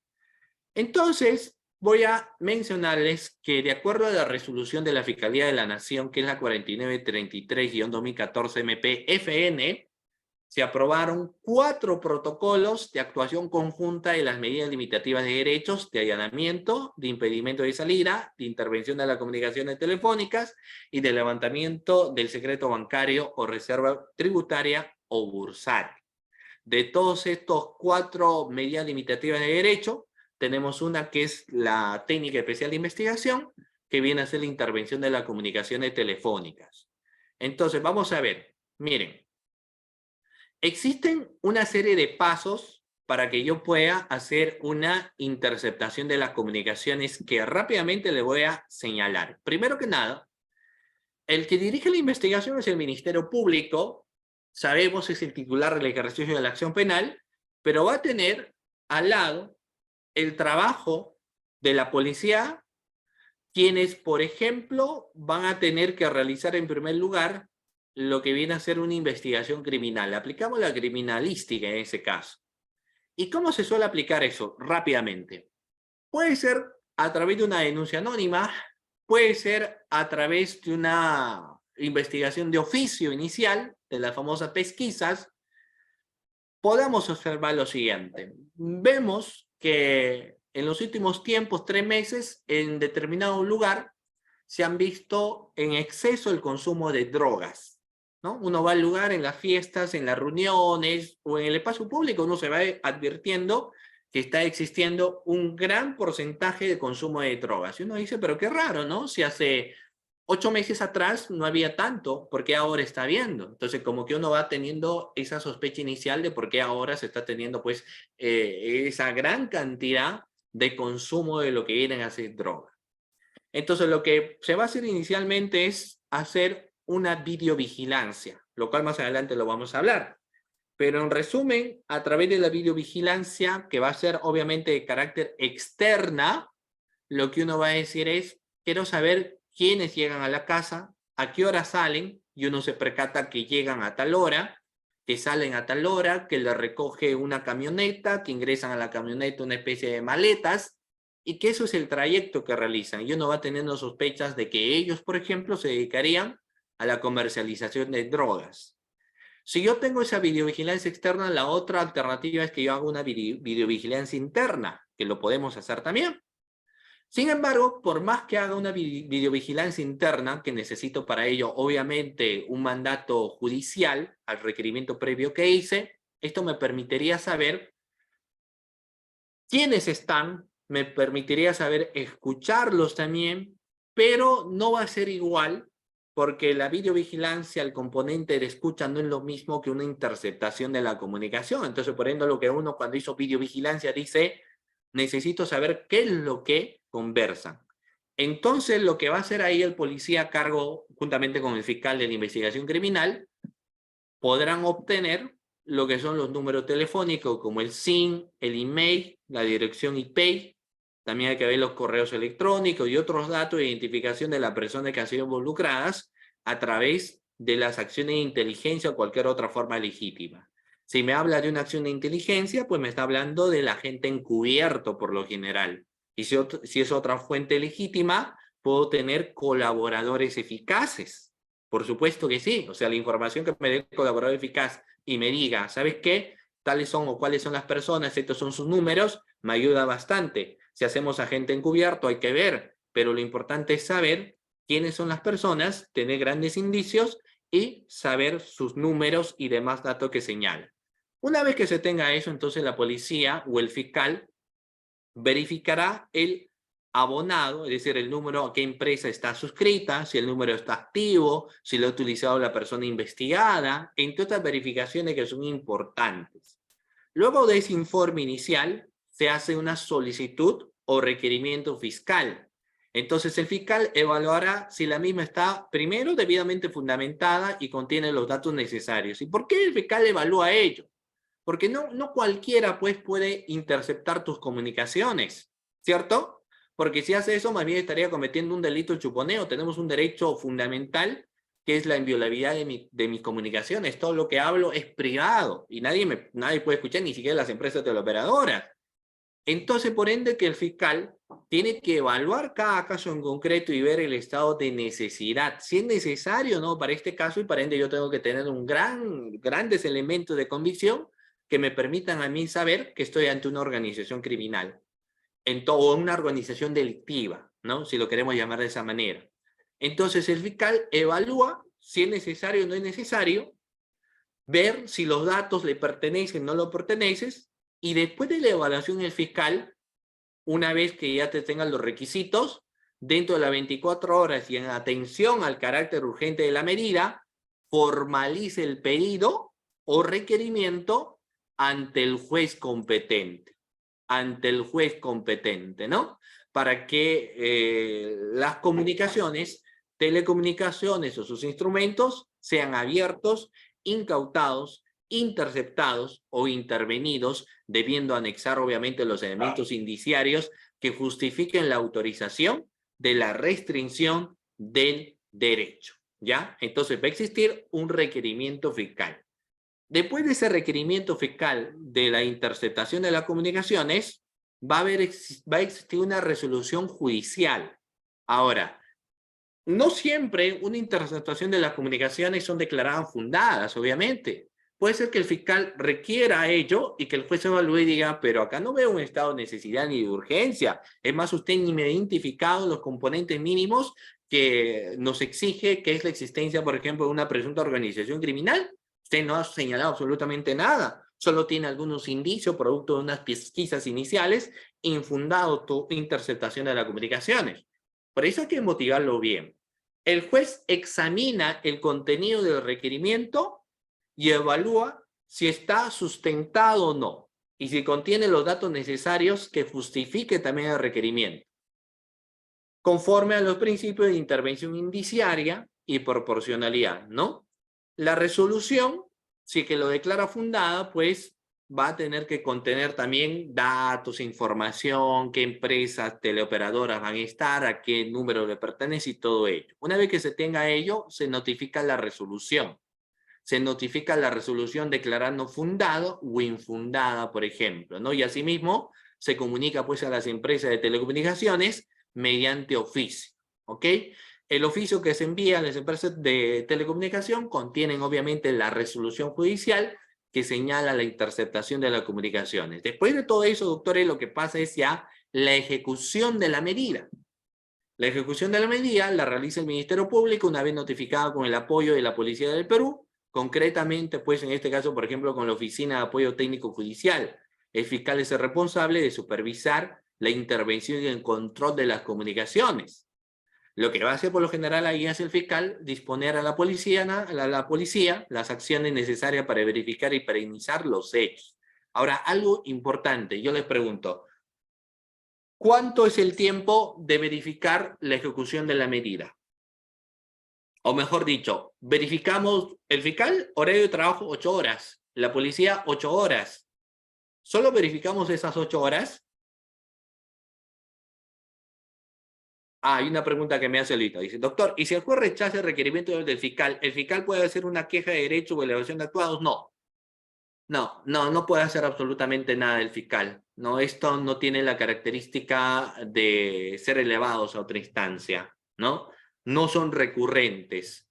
Si en este caso te declaró infundado tu interceptación de las comunicaciones, lo que tú tienes como opción es ver el fundamento del por qué te señaló esto. Entonces, sigues con tu investigación, sigues recopilando elementos de convicción y formulas un nuevo requerimiento. Eso es lo que se va a hacer. Entonces, por ende, es que cuando uno requiere, por lo general lo hacemos cuando la investigación está, o ya tenemos, si son 36 meses para investigar, obviamente no vamos a hacer una interceptación en el primer año, a menos que tengamos todo a nuestro favor. Quizás los 36 meses en el mes número 15, ¿no? Sea necesario hacerla, ¿ya? Muy bien, hay que tener en cuenta, ¿no? Ese aspecto, ¿ya? Claro, se puede solicitar con mayores fundamentos, ¿de acuerdo? Muy bien, entonces, doctores, va a existir una ejecución de la medida, ¿no? La ejecución de la medida es 24/7, de 24 horas del día, porque la planificación que ellos tienen no es solamente que van a hablar 8 horas, pueden hablar a las 11, 12 de la noche, 3 de la mañana, y por eso es que es un trabajo arduo. Entonces uno tiene que estar en actitud vigilante, porque vamos a hacer transcripciones 24/7. Quienes trabajan dentro de una fiscalía que es de criminalidad organizada, pues obviamente no me dejan mentir, dependiendo de cada situación, uno tiene que quedarse y tiene que estar atento, ¿no? A ello, porque es básico, ¿ya? Entonces empieza a ejecutar la medida. Luego de esa ejecución de medida hay que hacer una transcripción de las grabaciones, ¿ya? Hay que hacer una transcripción. Para tal efecto se levantará el acta correspondiente de transcripción de las comunicaciones y la transcripción de las comunicaciones realizadas estará a cargo del personal pertinente. Después de ello se concluye eso, ¿no? El fiscal es el único que está facultado para apartar las comunicaciones irrelevantes. Ahora, eso es algo importante también, porque si yo hago una interceptación de las comunicaciones, a quien realicé esta interceptación de las comunicaciones puede haber conversado con su papá, su mamá, su novia, su amante, su examante, en fin, miles de personas. A mí lo que me interesa es saber la comunicación que tiene con personas quienes formarían parte de la organización delictiva. Entonces se hace una especie de un filtro de la comunicación. Solo me quedo con la información que sea relevante para mi caso. Lo demás lo aparto y es irrelevante. Ahora, Ingrid, es un tema importante que, claro, no es materia de la clase, pero ¿qué sucede? Yo les pregunto, ¿no? ¿Qué sucede si yo estoy escuchando? Mira, yo les voy a poner un caso. ¿Qué haríamos en ese caso? ¿Estaríamos ante la teoría del árbol prohibido? ¿Hacemos prueba trasladada? ¿Qué podríamos hacer? Estoy realizando, digamos, una interceptación de las comunicaciones por el delito de tráfico ilícito de drogas. Sin embargo, de esa interceptación de las comunicaciones veo que existen otra persona que están conversando, pero me hablan de otro delito. De otro delito que incluso no es competencia de mi fiscalía. Me empiezan a hablar, por ejemplo, de actos de corrupción. ¿Qué hago con esa información que tengo de la interceptación de las comunicaciones? ¿Lo desecho? ¿Lo utilizo? ¿Lo traslado? ¿Qué podríamos hacer? Porque teniendo en cuenta que la naturaleza de la resolución es para un caso en concreto, ¿cierto? Entonces es un tema que yo les lanzo pues a ustedes como pregunta, teniendo en cuenta los derechos, ¿no? Muy bien. Ya. Vamos a ver entonces ese caso que yo les estoy señalando también, ¿ya? Que va a ser obviamente muy importante. Ok, la resolución que han pedido es esto, la resolución de la Fiscalía de la Nación, la 4933-2014 MPFN, ¿ya? Ahora, no se preocupen porque esta diapositiva yo ya les he enviado a través de la coordinación, ustedes lo van a tener, así que no hay ningún problema, ¿ya? Después de haber hecho la transcripción de las grabaciones, se hace un control o reexamen. De acuerdo a lo dispuesto en el nuevo ordenamiento procesal penal, ejecutado la medida, se pondrá en conocimiento del afectado todo lo actuado por el mandato judicial, quien podrá solicitar el reexamen judicial dentro de los 3 días de notificado. El reexamen se realiza en audiencia convocada para dicho efecto, estimados doctores, ¿ya? Entonces, ¿qué les parece la interceptación de las comunicaciones? ¿Complicado o no? Más que complicado, doctor, es cansado, ¿no? Cansado, pero necesario, porque hay que hacer una escucha mililitro. Es como si yo empezara ahorita a hacer una interceptación de las comunicaciones, tendría que saber con quiénes todas estas 24 horas has conversado. Puede ser que en la mañana no has conversado con nadie, pero tengo que estar en actitud sigilosa. A la tarde no has conversado y a las 11 de la noche conversas pues con el otro, el cómplice, ¿no? Del delito. Entonces tenemos que estar, como le digo, 24/7. Saber y hacer luego lo que se llama el filtro, ¿no? El filtro. Muy bien. Luego tenemos, aparte de eso, doctores, el agente encubierto. ¿Ok? Tengo ahí, sin embargo, una pregunta que es el doctor Juan. Adelante, si no sé si podemos activarlo el audio. Ok. Me parece que están silenciados, ¿no? Pero mientras tanto vamos a hacer lo siguiente. En los últimos minutos voy a pedir a ver si hay preguntas, etcétera. El tiempo nos está ganando, vamos a tratar de arribar. ¿No? Dice acá el doctor Luis, ¿entonces es la parte más importante de la investigación? No. No, porque si bien es cierto, hay una interceptación de la comunicación por mandato del juez y todo ello, pues la otra parte podría decir que la información de conversaciones que ha tenido el fiscal son conversaciones que en este caso han sido manipuladas. Y eso es lo que a veces se suele dar, ¿no? Porque la fiscalía dice, mira, acá tenemos en tiempo real lo que han sido tus comunicaciones. Y la otra parte dice falso. Eso es totalmente mentira. ¿Quién hizo eso? La fiscalía han hecho una transcripción. Vamos a demostrar acá a través de una pericia de parte que todo lo que se encuentra ahí como interpretación de las comunicaciones es totalmente falso, porque lo que han hecho ahí más bien es generar una frase con otra frase y dar la apariencia que se está conversando de algo ilícito. Y nuestro perito lo demuestra.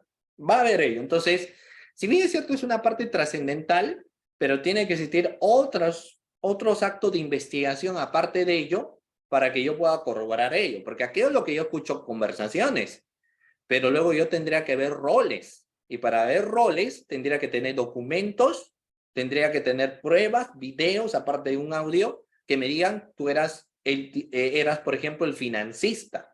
Puede ser que en la interceptación de las comunicaciones se encuentra una persona que supuestamente habla con el financista, ¿no? Y donde le dice, mira, yo te voy a aportar para que tú compres arma la suma de $2,000, ¿no? No es suficiente con ello. Tendría que hacer un requerimiento de levantamiento bancario, un levantamiento secreto de la reserva bursátil, para ver los depósitos. O sea, si bien es cierto, es una fuente trascendental como elemento la interceptación de las comunicaciones, no solo con eso voy a lograr una condenatoria, tendría que tener otros elementos adicionales más, ¿ya? Luego tenemos otra técnica especial de investigación bastante interesante, como viene a ser el agente encubierto, doctores. El agente encubierto. En el caso del agente encubierto, conocido también como el agente secreto, algunos lo llaman coloquialmente como topo. Es, en este caso, el infiltrado en una organización y que sirve para dar información. Los topos pueden dedicarse bien a actividades ilegales, como al espionaje o a la provocación, o bien a actividades legales. Aquí estamos hablando un poco de su historia. ¿Cómo nació? ¿Por qué se utiliza como técnica especial de investigación el agente encubierto? Eran los topos. Por ejemplo, lo que hoy en día suele darse en situaciones, entre comillas, los detectives privados, ¿no? Ese detective privado puede utilizar cualquier medio, pero, por ejemplo, para dar la responsabilidad penal de alguien. Por ejemplo, a quienes contratan a topos para que vean si su pareja les es infiel. Entonces, lo que hace el topo, pues, es ir al trabajo, poner videos, poner cámaras, tomar fotografías, ingresa al hotel, graba lo que es en el hotel, graba todo. O sea, rompe muchas veces lo que son los derechos fundamentales, pero es parte del trabajo que realice y por eso le pagan, ¿cierto? Sin embargo, en este caso el agente encubierto, si bien es cierto, va a ser algo parecido, tiene que haber un protocolo también. Pero lo que quiero decirles es que en base, por ejemplo, a ellos, lo que luego nacieron, ¿y por qué no enviar agentes encubiertos? ¿Cierto? Cuando se trata de organizaciones criminales. Y eso es todo un reto, porque no es fácil enviar un agente encubierto. Yo no sé por qué, por ejemplo, en la clase del día de hoy podría haber agente encubierto, ¿no? Y eso es lo que a veces decían cuando hay el tema de la competencia, ¿no? Hay algunas instituciones pues ingresan con otro nombre como agentes encubiertos. Aquí a la clase, ¿no? Se pasan como alumnos, pero en realidad forman parte de otra institución que se dedica también a la capacitación, son agentes encubiertos. Claro que en este caso es sencillito, ¿no? No hay ningún problema, porque ustedes ingresan, no prenden su cámara, no hay problema. Pero enviar a un agente encubierto cuando se trata de una organización criminal, aparte de ser todo un reto, es todo un peligro. Porque si lo descubren, lo más seguro es que, ¿qué creen ustedes que le puede pasar, doctores? Si yo envío un agente encubierto a una organización criminal que se dedica al sicariato, ¿qué creen ustedes que le va a pasar al agente encubierto? Si yo envío a un agente encubierto en una organización que se dedica a extorsión y lo descubren, ¿qué va a pasar con el agente encubierto? ¿Lo perdonan o lo matan? Lo matan. Lo van a matar, ¿cierto? Entonces uno tiene que ser cuidadoso, saber en qué casos puedo enviar a gente encubierto y en qué casos no. En casos donde no revierta quizás cierta peligrosidad. Ahora, el tráfico ilícito de drogas es peligroso, no forma parte de un delito violento, para empezar. Entonces, ¿podemos enviar agentes encubiertos en tráfico ilícito de drogas? Por supuesto que sí. En la microcomercialización o comercialización de flora, fauna, de animalitos silvestres, entonces, por ejemplo, en ese caso también, como no es tan peligroso, entonces podemos enviar agentes encubiertos.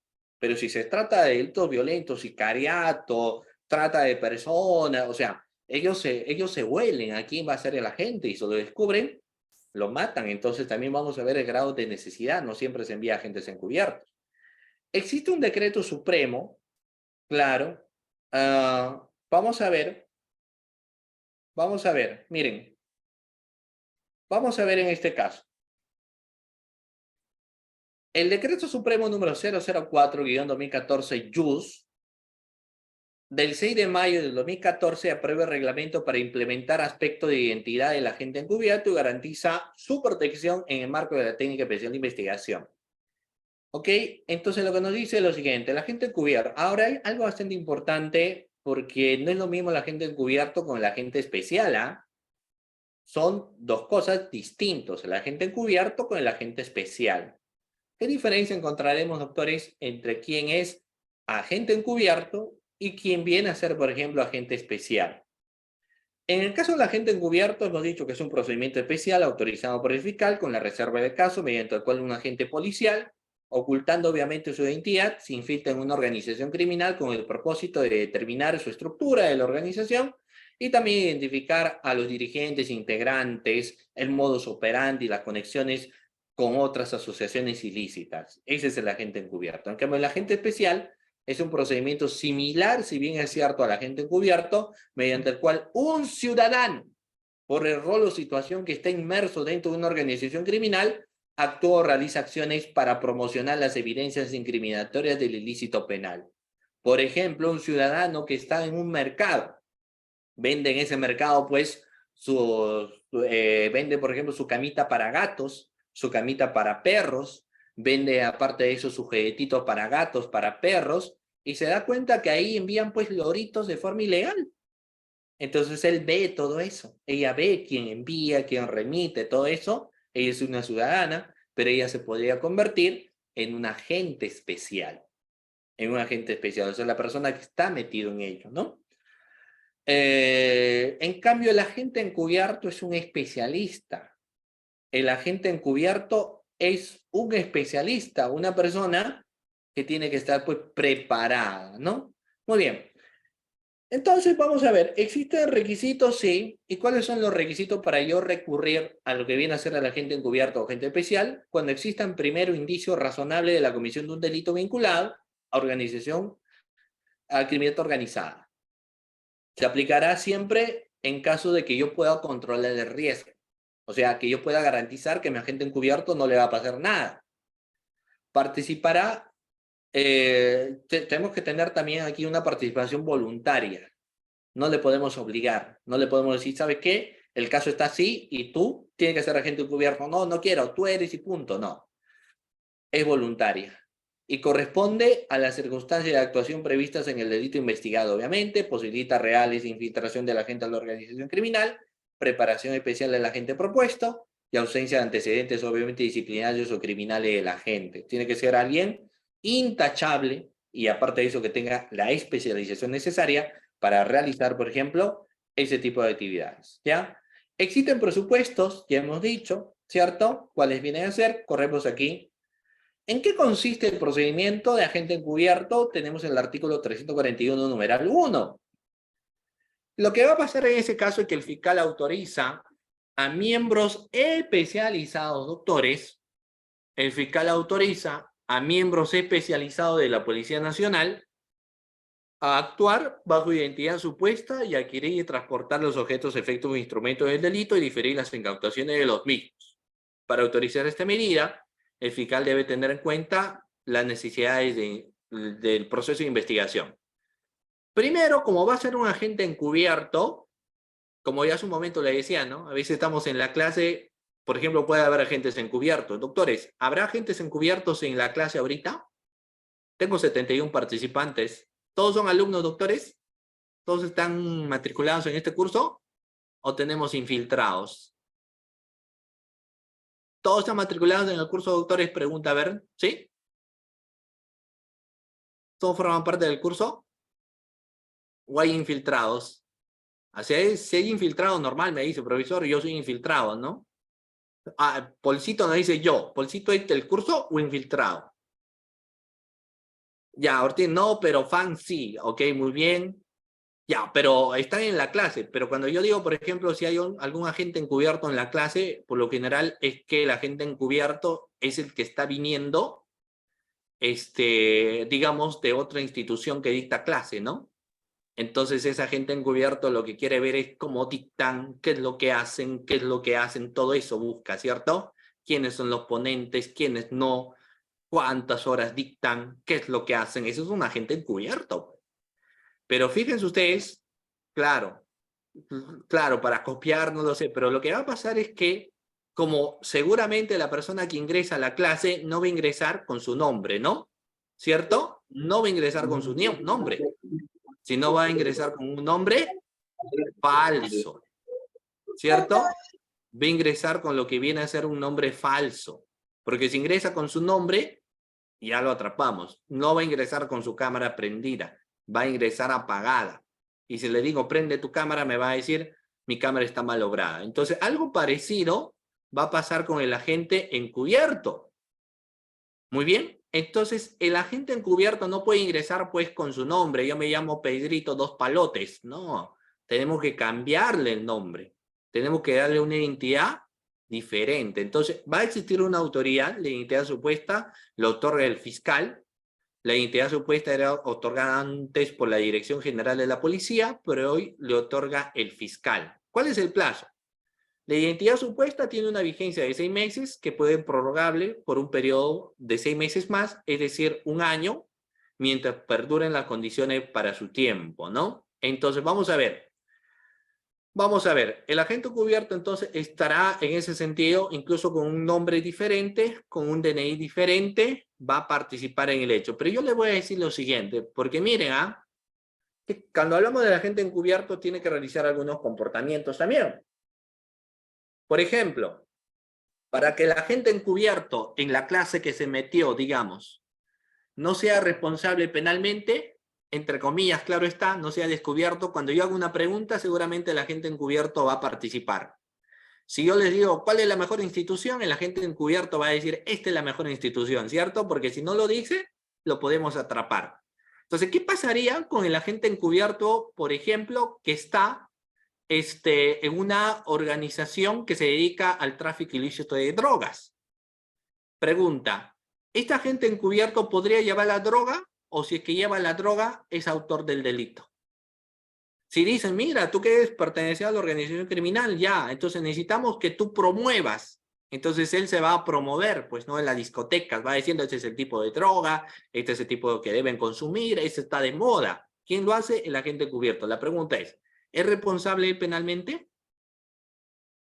¿Habrá responsabilidad en el agente encubierto en este caso? ¿O no habrá responsabilidad, doctores?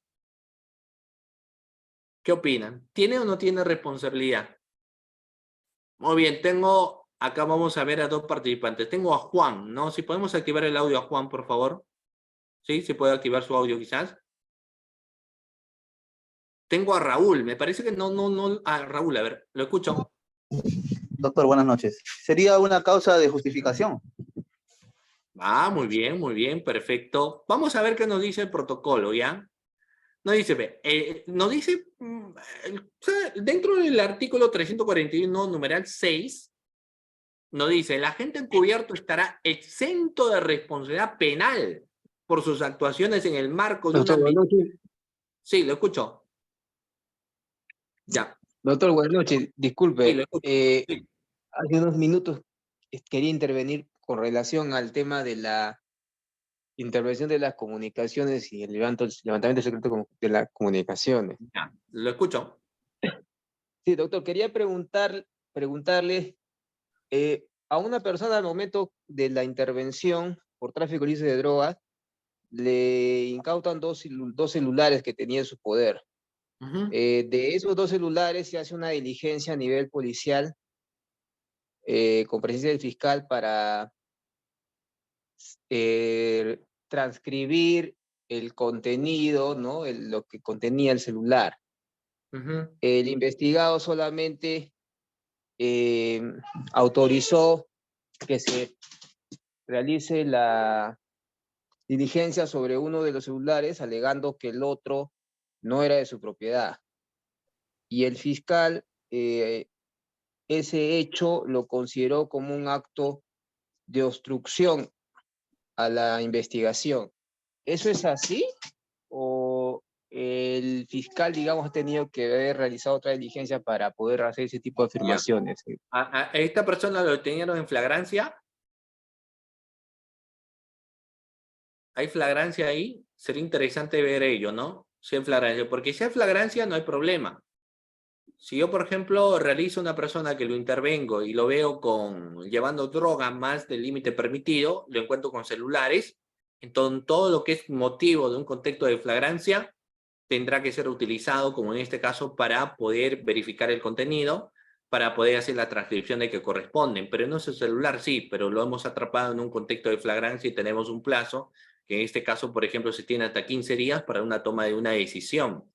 Diferente será el caso si alguien, por ejemplo, está sometido a un proceso de investigación, no es detenido en cuestión de flagrancia, entonces solo va a aportar los números que le correspondan. En cambio, aquellos números de celulares que no son de él, la Fiscalía incluso va a tener algunos inconvenientes para poder requerirlo, porque le van a pedir quién es el titular, si el titular está incorporado o no está incorporado. Pero en una situación de flagrancia varía. Las cuestiones de flagrancia por estado de necesidad inmediata y sobre todo cuando se termina incautando los bienes, que en este caso son los celulares, por más que él pueda decir, digamos, no me pertenecen, que podría ser cierto, es una forma inmediata que él realice, es decir, hay un cumplimiento de un deber, entonces eso forma parte de una causa de justificación. Todo lo que hace, ¿verdad? Porque aquí estamos el dicho contra él con el dicho de otra persona. Entonces, por causa de justificación, no va a haber ninguna responsabilidad para el fiscal, ¿no? Entonces, si no quiso, habría que ver, ¿no? Porque están los apremios también que utilizar. Y si podría ser considerada una obstaculización, bueno, en cierta medida sí, ¿no? Pero previamente a ello tendría que haberle explicado, obviamente, el fiscal la atribución, porque la persona desconoce y tendría que haberle dicho, estamos en una situación de flagrancia, estamos en esto y todo lo que usted tiene, acá no se trata de presunciones, tenemos un plazo, vamos a hacer la extradición. Si usted no está de acuerdo, tiene derecho a tener un abogado, con su abogado pueden utilizar todos los apremios que ustedes consideren, pero todo lo que estamos haciendo es dentro del marco de la ley, ¿no? Entonces, eso es lo que va a suceder, porque ¿qué es lo que podría hacer el abogado? Decir que es un abuso de autoridad del fiscal, pero como te digo, si es una situación de flagrancia, es un estado de justificación, ¿ya? Muy bien, entonces, el agente va a estar exento de responsabilidad, ¿ya? Exento de responsabilidad. Bueno, variabilidad. En tanto es indispensable para la realización de la investigación, se puede crear, cambiar, utilizar los documentos, obviamente, de identidad, que obviamente terminan siendo, pues, dables. Hoy en día todos se van cuidando. Entonces, como se van cuidando, doctores, no es que alguien va a ingresar con una identidad que no le corresponde, etcétera, sino que su identidad tiene que ser muy resguardada, ¿no? Entonces, hay una duración que hemos hablado, que puede ser hasta un año. Bueno, acá tenemos el agente encubierto, hemos visto, y esto es básicamente el protocolo, ¿ya? Muy bien. Sobre la información que obtiene el agente encubierto, de conformidad al artículo 341, numeral 3, debe ser puesta a conocimiento del fiscal y sus superiores a la brevedad posible, ¿no? Todo ello, y esto va a tener valoración, ¿ok? Muy bien. Acá tenemos otro contexto, pero por tema de tiempo no lo vamos, porque existen etapas también, pero bueno, vamos a ver. Ahora, una cosa es ser agente encubierto y otra cosa agente provocadora. Ya el Tribunal Constitucional, en la sentencia número 04750-2007, lo ha establecido. ¿Quién es el agente provocador? Quien se inquista, por ejemplo, dentro de una banda delictiva, o en este caso, obviamente, dentro de una organización criminal, y es la que provoca que se realizan sucesos ilícitos, es la que dice esto hay que hacer. Entonces, si alguien da ideas, más bien eres responsable. Por más que has sido agente encubierto, te has convertido en un agente provocador, ¿ya? Muy bien. Corremos, doctores, corremos. Pasemos ahora a la circulación y entrega vigilada de bienes delictivos, ¿ya? Muy bien. Acá hay muchas preguntas interesantes que ustedes están haciendo. Miren, la circulación y entrega vigilada de bienes delictivos. Vamos a ver cómo es esto. Esto se utiliza y aquí hay que ser pues bastante estratégicos, ¿no? El artículo 12 señala lo siguiente: las personas naturales autorizadas o encargadas de colaborar con la autoridad competente durante la ejecución de esta investigación de debida diligencia podrán quedar exentas de responsabilidad penal. Bueno, vamos a ver en qué consiste la circulación y entrega vigilada de bienes delictivos. Para ello vamos a ver aquí, definición. Vamos a ver, es una técnica especial de investigación que consiste en permitir que bienes o mercancías ilícitas o sospechosas circulen por el territorio nacional o salgan o entran en él, sin interferencia de la autoridad y bajo su vigilancia con el fin de descubrir o identificar los involucrados en la comisión de algún delito vinculado con la criminalidad organizada. Como estamos hablando de TIP, que es el tráfico ilícito de drogas, vamos a ver lo siguiente. Puede ser que a través de la videovigilancia nosotros ya nos damos cuenta que de manera sospechosa pues van llevando maletas y que aparte de ello aparecen señoritas, ¿no? Guapas las señoritas, pero, y ustedes me dirán, ¿pero qué tiene que ver que sea guapa o no tiene guapa? Porque esto lo están utilizando como un agente distractor, ¿no? Entonces, está con la sospecha de que ellas pues les entregan este maletín y luego salen un poco arropadas, ¿no? Es decir, como si te han puesto en el cuerpo esta sustancia, la droga. Entonces, lo que uno hace es que en ese momento podría comunicar a la policía y decirle, ¿sabe qué? Deténganlo. Pero dicen, no, no, no, que pasen por servicio de inteligencia a quienes controlan el aeropuerto, ¿cierto? Se le dice, no, no, no los verifiquen o verifiquen la sustancia. Y ustedes se van a dar cuenta que es droga, pero déjenlo pasar. ¿Pero cómo le vamos a dejar pasar? No, queremos saber a quién le llega esa droga, con quién se comunica. Entonces, eso es la circulación y entrega vigilada de bienes. Entonces, la señorita pasa en el aeropuerto, sabemos que está llevando droga, en el aeropuerto pasa, ¿no? El control, pero la han dejado pasar porque queremos saber con quién o a quién va a llevar la droga, para que luego sepamos quién es quizás el otro líder o cabecilla de la otra organización. Entonces, a eso hace referencia la circulación y entrega vigilada de bienes. Lo mismo podemos hacer con armamentos, lo mismo podemos hacer cuando llevan, por ejemplo, animalitos que están prohibidos, loritos, entonces uno hasta compra el animalito, ¿no? Compra el lorito y luego le dice, quiero que me trae 2 más, o yo mismo quiero saber de dónde lo lleva, yo quiero cogerlo. Entonces se va a hacer una circulación y entrega vigilada de lo que son los bienes. El objetivo es, obviamente, dar con los otros integrantes de la organización.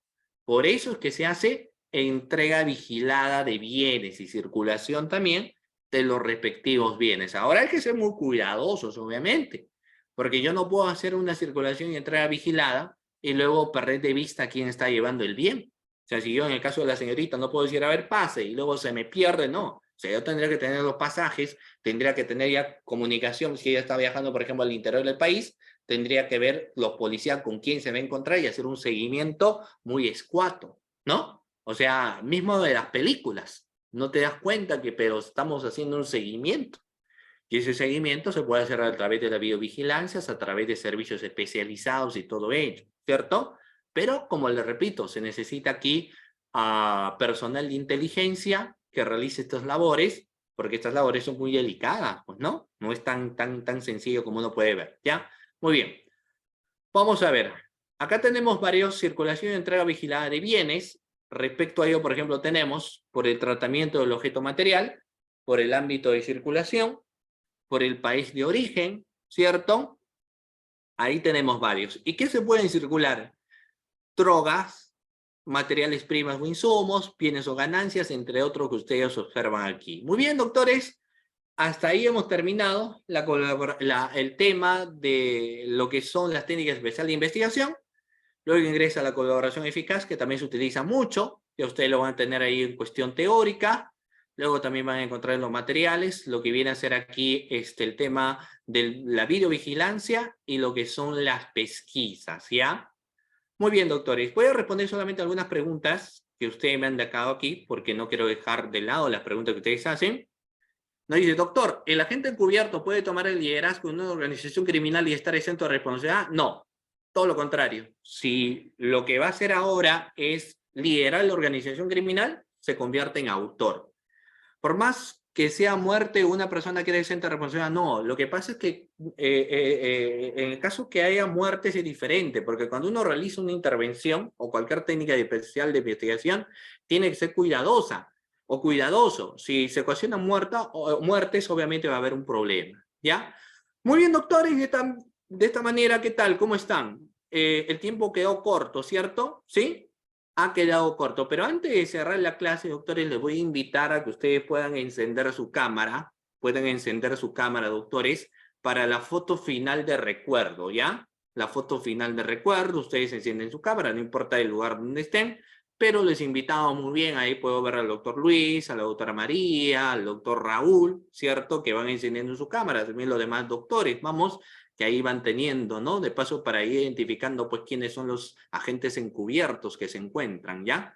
Entonces, doctores, muy bien, puedo ver ahí, sí, al doctor Jesús Quiroga, al doctor también ahí Juan Bryan, ¿no? Ahí, eso es lo bonito que tengan en ese sentido. Muy bien, doctores, muchísimas gracias a quienes van encendiendo su cámara. La doctora Carla, manténgalo ahí todavía encendido su cámara. No importa si estén despeinados, no hay ningún problema. Lo importante es que ustedes están presentes, entonces, en esta sesión de clase del día de hoy. Muy bien, doctores. como dice la canción, nada dura para siempre, todo tiene su final. Hemos llegado a la parte final de la sesión de clase del día de hoy. Mi agradecimiento a cada uno de ustedes, doctores. Cuídense muchísimo y Dios mediante espero